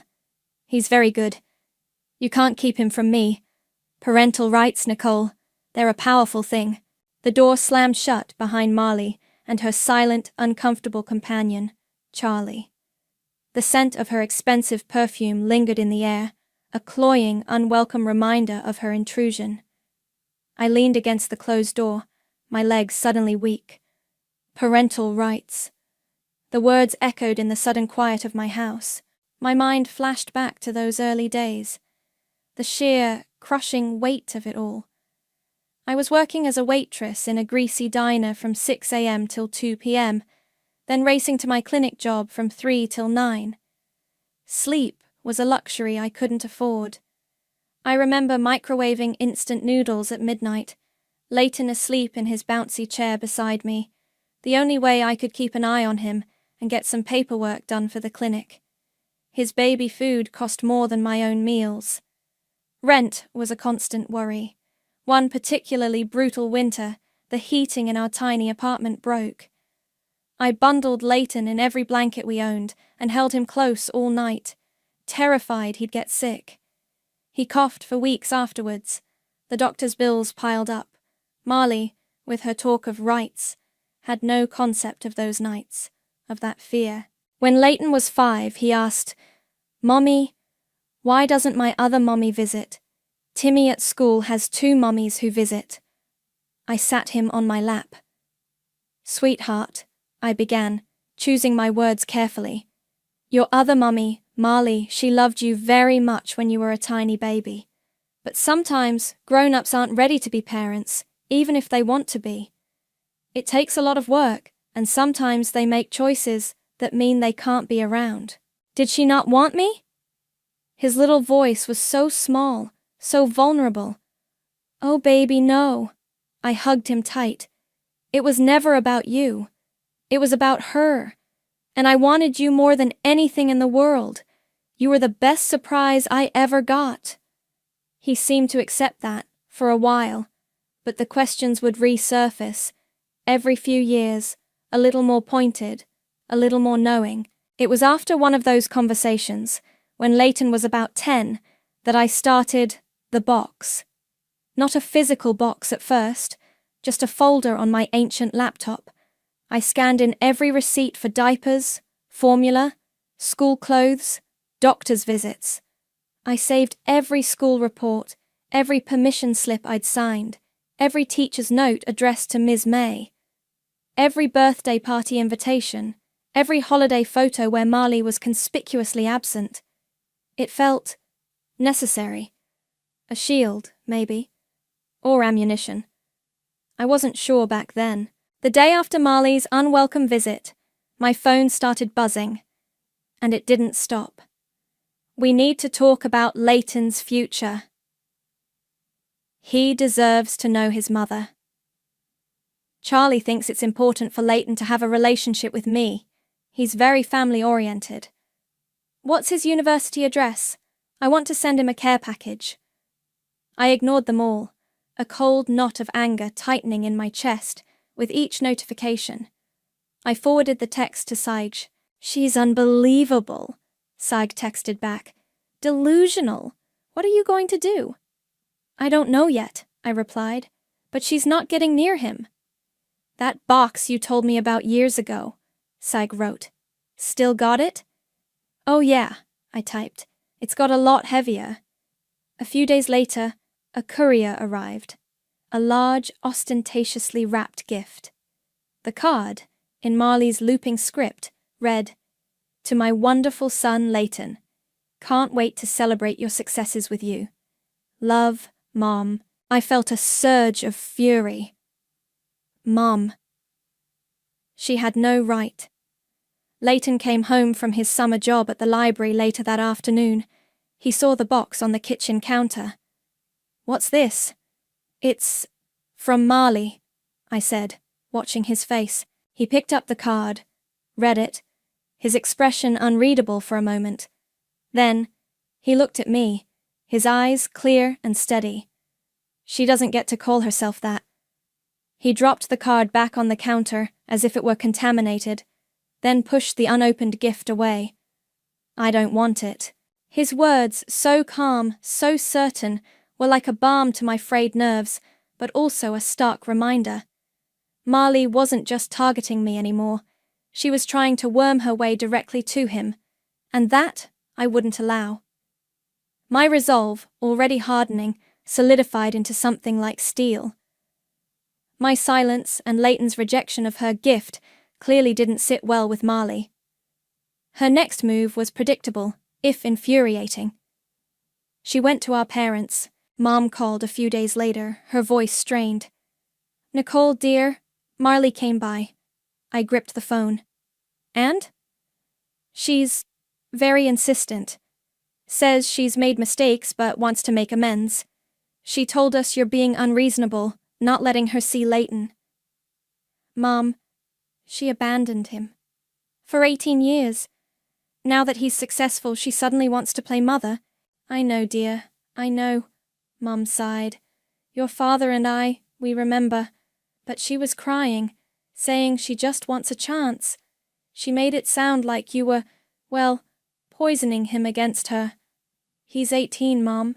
He has his own mind, and his own memories, or lack thereof, when it comes to her. We told her it was between you and Leighton," Dad's voice rumbled in the background. "But she's your sister, Nicole. It's complicated. Complicated. That was one word for it. I knew Marley. She could turn on the waterworks like a faucet, play the victim with Oscar-worthy skill. I just hoped Mum and Dad would see through it. They'd been supportive of me, financially and emotionally, in those early, desperate years, but Marley was still their daughter. The parental offensive must have failed, because Marley's tactic shifted again. A week later, Leighton came home from his shift at the community center where he volunteered, coaching kids basketball. He looked pale, his jaw tight. "You okay, sweetie?" I asked, putting down the book I was reading. He sat down heavily on the sofa. She was there. My blood ran cold. "Marley? At the center?" He nodded, waited for me after my shift, cornered me by my car. "What did she say?" I tried to keep my voice even, but a tremor of rage went through me. How dare she? "The usual, I guess," Leighton said, running a hand through his hair. "That she's my mother, that she misses me, that she wants to be part of my life, that you've kept her away." "And what did you say?" A small, grim smile touched his lips. "I told her you're my mother, the only one I've ever known or needed. I told her I wasn't interested in anything she had to say or offer." Pride surged through me, fierce and protective. "Good for you, Leighton." "She got angry then," he continued, his voice quiet. "Said I was being brainwashed, that I didn't understand. She even tried to hug me." He visibly shuddered. "I told her not to touch me." "Oh, Leighton, I'm so sorry you had to deal with that." He met my eyes, his own clear and resolute. "Don't be, Mom. It's okay. I handled it." He paused, then added, "She said she just wanted to explain her side, that you'd poisoned me against her. I told her my mind was made up years ago, when I asked you if I could change my name to May. I told her that was my decision, not yours." The memory of that day, when a 12-year-old Leighton had come to me, clutching a crumpled piece of paper with his full legal name, Leighton Harding, written on it, and asked if he could change it, was vivid. "I want your name, Mum," he'd said, his young face serious, "because you're my real family." We'd gone through the legal process together, a quiet affirmation of our bond. "She didn't like that," Leighton said, a wry twist to his mouth. "She started yelling then, saying I'd regret this, that I was throwing away a chance to know my real family. A few people were staring." My heart ached for him, for the public spectacle she'd subjected him to. This was escalating.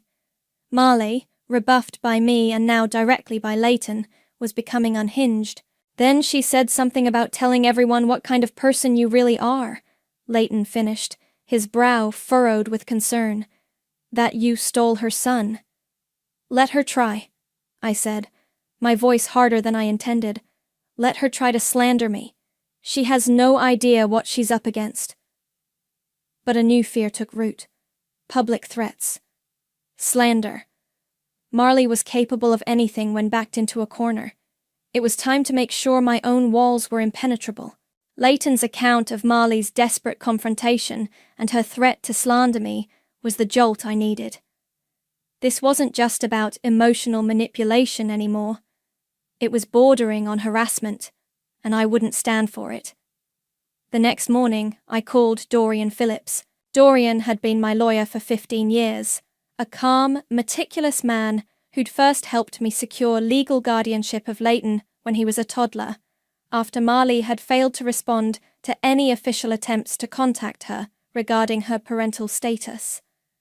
Over the years, we'd periodically reviewed and updated everything, ensuring my legal standing as Leighton's sole parent was ironclad. "Nicole," Dorian's voice was reassuringly steady over the phone, "I received your email summary. Tell me what happened with Marley's latest overture." I recounted Leighton's experience at the community center, Marley's accusations, and her parting threat. "She's unhinged, Dorian. I'm worried about what she'll do next." "Let's have you come in," he said. "This afternoon, if you can.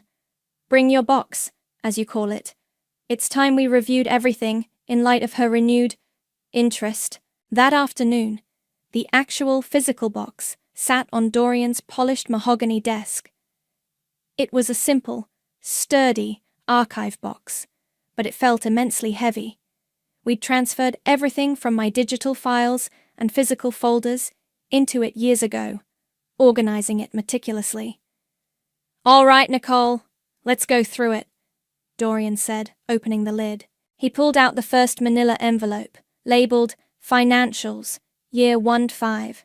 Inside were stacks of receipts, meticulously dated and categorized: formula, diapers, rent payments for the tiny apartment, co-pays for baby wellness checks, the bill for Leighton's emergency room visit after the febrile seizure. Each receipt was a tiny testament to a sacrifice made, a need met. There were similar envelopes for subsequent years, a paper trail of my unwavering financial responsibility. Next came school records, report cards addressed to me, permission slips signed by me, notes from teachers praising Leighton's progress, always with a line about my supportive involvement. There were programs from school plays, certificates for spelling bees, photos of me beaming beside Leighton at award ceremonies. Marley was a ghost in these records, a name on a birth certificate, nothing more.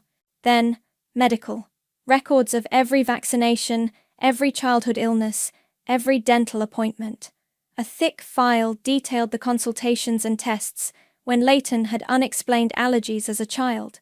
Crucially, tucked inside this file was a copy of a registered letter I'd sent to Marley's last known address, a dilapidated apartment building in another state, about 10 years ago.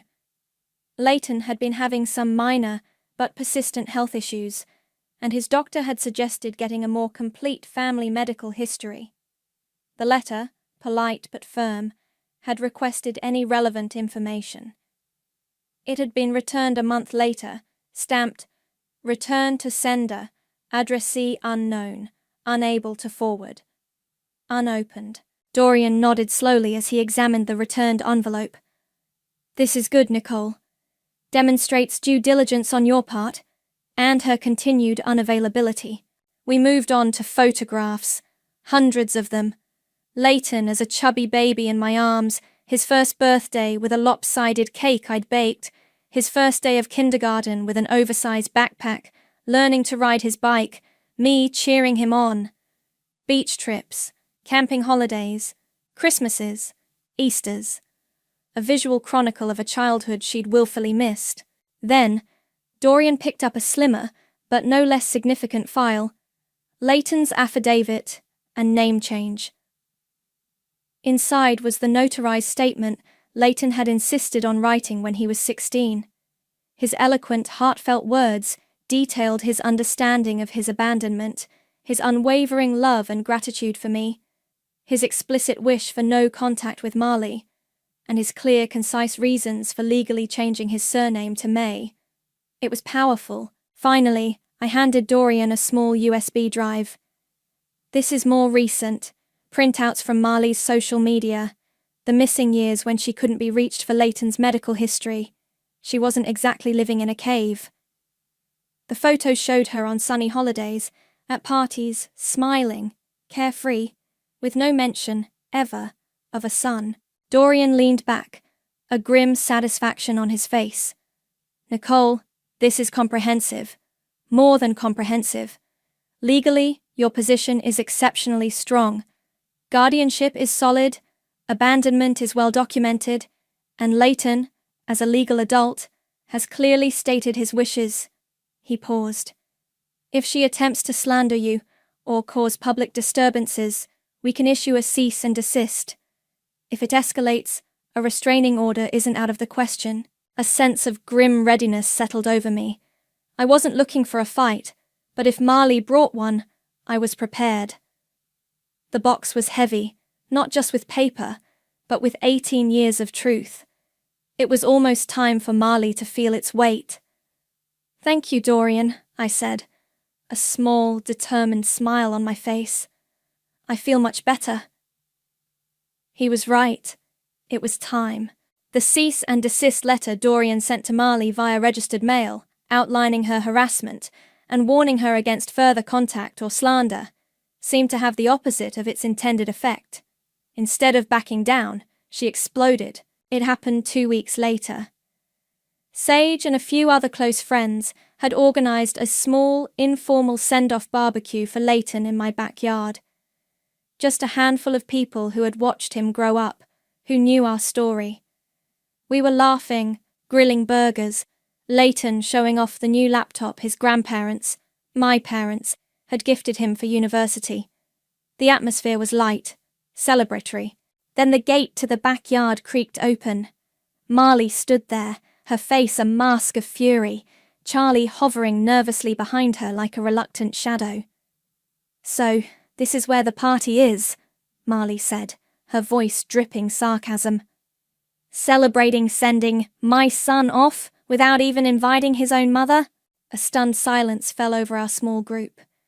Sage stepped forward slightly, placing a protective hand on my arm. Leighton, who had been demonstrating a feature on his laptop to one of his friends, froze, his expression hardening. "Marley, you are not welcome here," I said, my voice low and steady, though my heart was hammering against my ribs. "Not welcome! I'm his mother! I have every right to be here!" she shrieked, taking a few aggressive steps onto the patio. Charlie mumbled something, trying to pull her arm, but she shook him off. "You think you can just erase me? Steal my son and pretend I don't exist?" "You erased yourself, Marley," I replied, keeping my voice calm despite the tremor of anger I felt. 18 years ago. "I was young! I made a mistake!" she yelled, her voice cracking. Several of our neighbors, no doubt alerted by the shouting, were now peering over their fences. My cheeks burned with humiliation. He wouldn't even be going to some fancy university if it weren't for my genes. You think your dull May blood got him that scholarship? Leighton stood up, his fists clenched. "Stop it," he said, his voice tight with anger. "Just stop it. You're embarrassing yourself." "Embarrassing myself?" Marley rounded on him, her eyes wild. "You're the one who should be embarrassed, siding with her. She's twisted you against me. I'm your mother, Leighton. I gave birth to you." "Giving birth doesn't make you a mother," Leighton shot back, his voice rising to match hers. "Being there does. Loving someone, sacrificing for them, raising them. Nicole did all of that.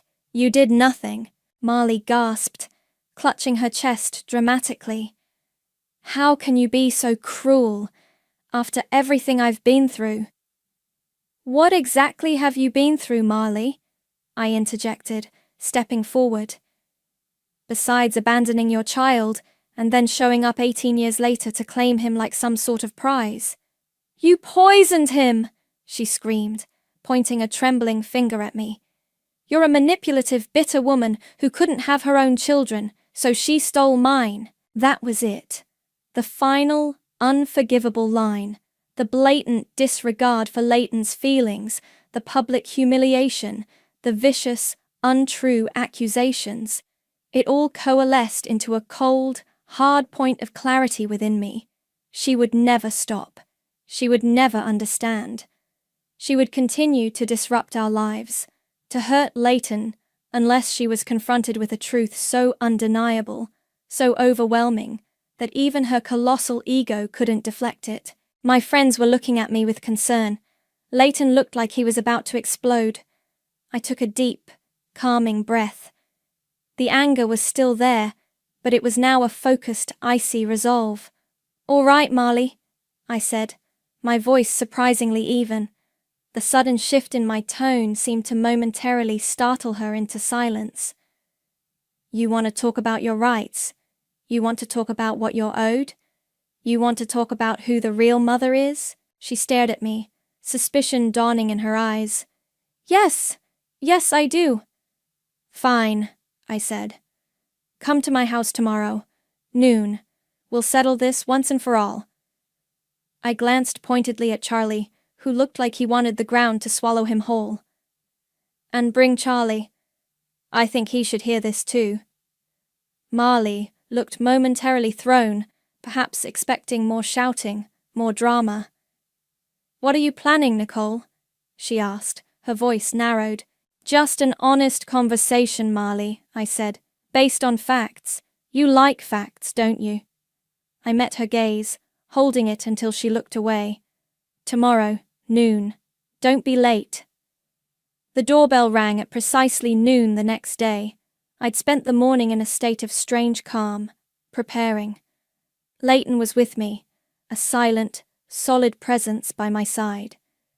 He'd simply nodded when I told him my plan, his eyes reflecting a grim understanding.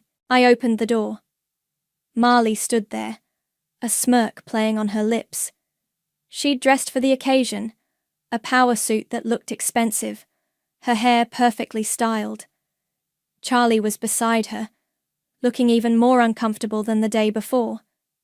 He clutched a briefcase, which I suspected contained either nothing of consequence or some generic legal templates downloaded by Chandler Jackson, the lawyer she'd threatened me with. "Well, Nicole," Marley said, breezing past me into the living room as if she owned the place.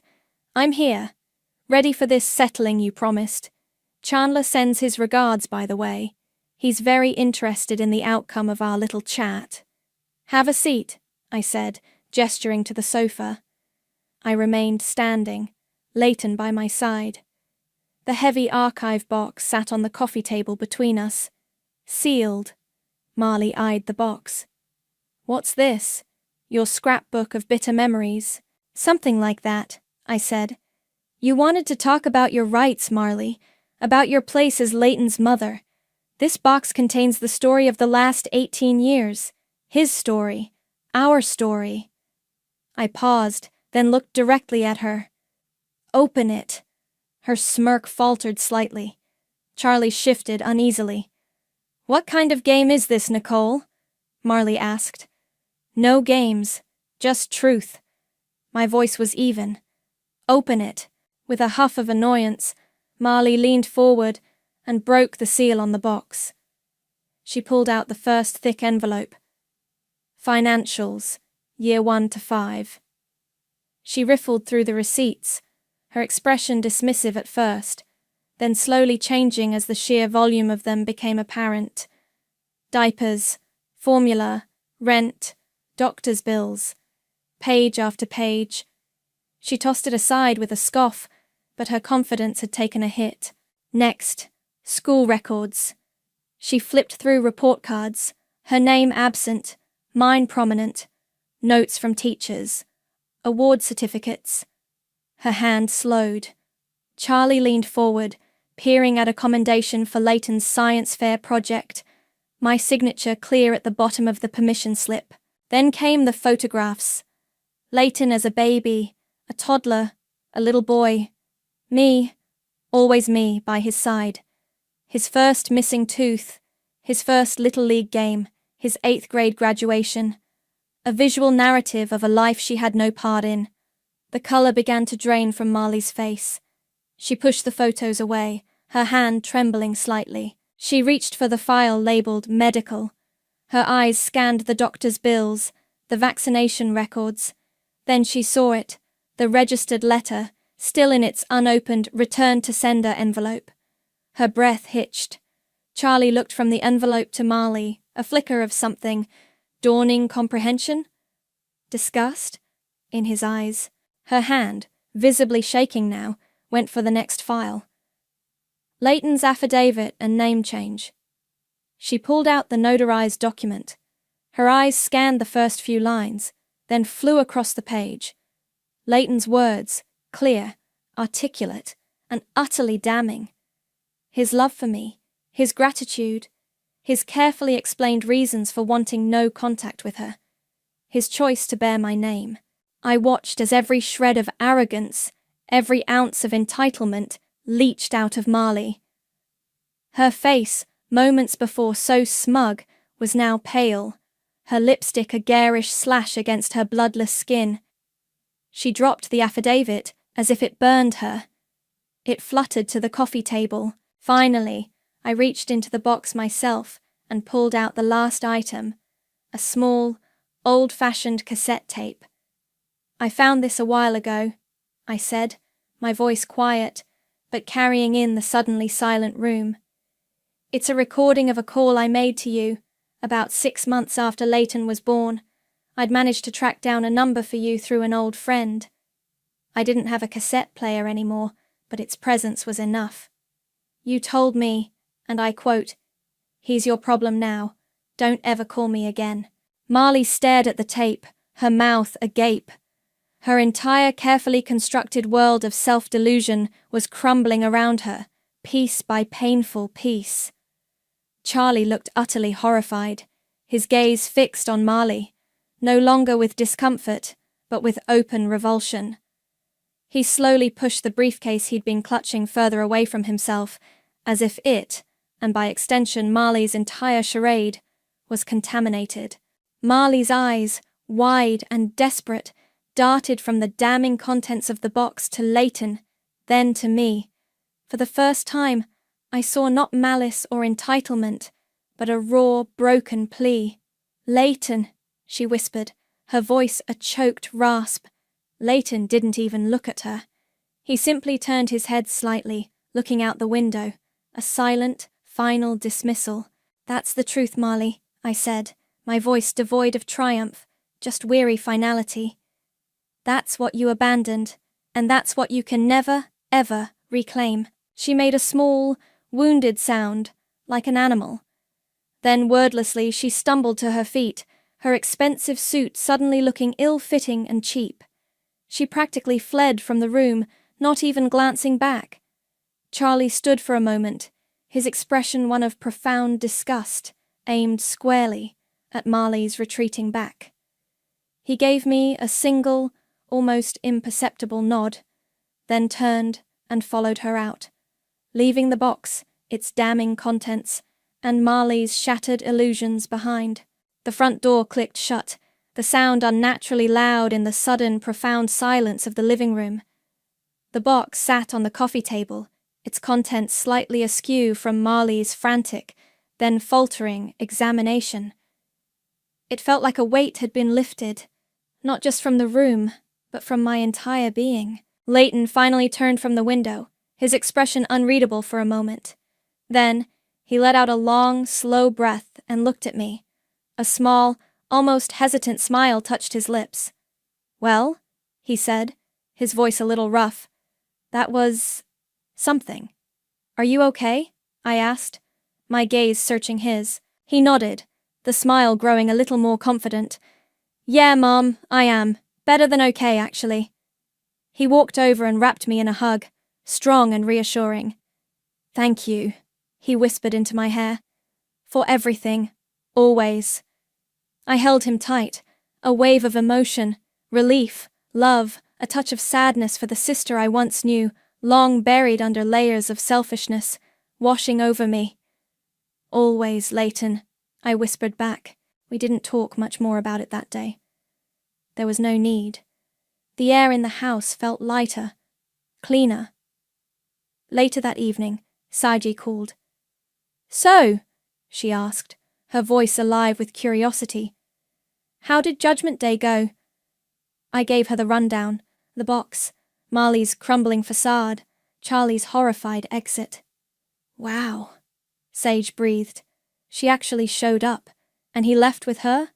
Charlie, I mean." "He followed her out," I clarified. "But the look on his face, I don't think that partnership is long for this world." My prediction proved accurate.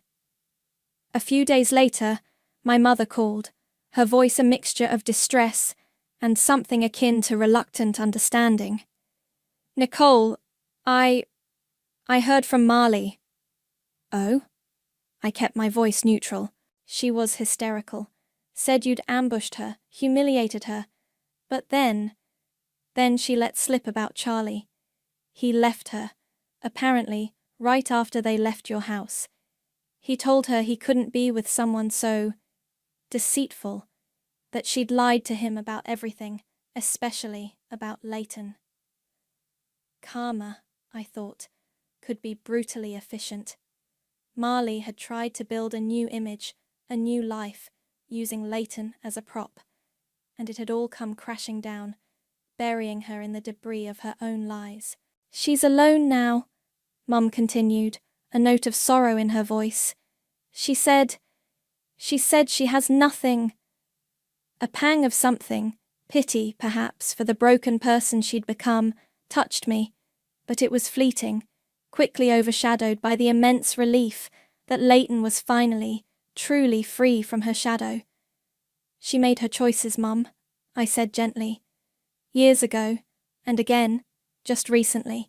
The following week, Leighton and I were packing his things for university, sorting through clothes, books, the accumulated treasures of a childhood well lived. He picked up a framed photo from his desk. Him and me, beaming, at his kindergarten graduation, his gap-toothed smile infectious. "Remember this?" he asked, a nostalgic smile on his face. "Like it was yesterday," I said, my heart swelling. "You were so proud of that little diploma." "I was proud you were there," he corrected softly, meeting my eyes. "You were always there." The confrontation with Marley, the unveiling of the box, it wasn't just about revenge, though I won't deny a certain grim satisfaction in seeing her finally face the unvarnished truth. It was about protecting Leighton, about validating 18 years of sacrifice, love, and unwavering commitment. It was about drawing a final, indelible line in the sand. The emotional toll had been significant, a quiet exhaustion that settled in my bones for a few days after. But with it came a profound sense of liberation, the recurring nightmare of Marley's return. It hasn't come back. As I watched Leighton load the last of his boxes into the car, ready to drive him to his new life at university, a deep sense of peace settled over me. The chapter with Marley was closed, not with anger or bitterness, but with the quiet certainty of justice served. She had faced the consequences of her actions, not through a court of law, but through the undeniable weight of truth. Her karma wasn't a single moment of humiliation, but the lasting, desolate reality of having to live with what she'd thrown away, a truth she could no longer deny to herself or anyone else. Leighton slammed the trunk shut and turned to me, his eyes bright with excitement and anticipation. "Ready, Mom?" I smiled, a genuine, unburdened smile. "Ready?" We got into the car, the road ahead clear, his future bright. Our bond, forged in adversity and tempered by love, was stronger than ever. The revenge had been served, cold and meticulously prepared, but its ultimate outcome was this: peace, and the quiet, unshakable knowledge of what truly makes a family.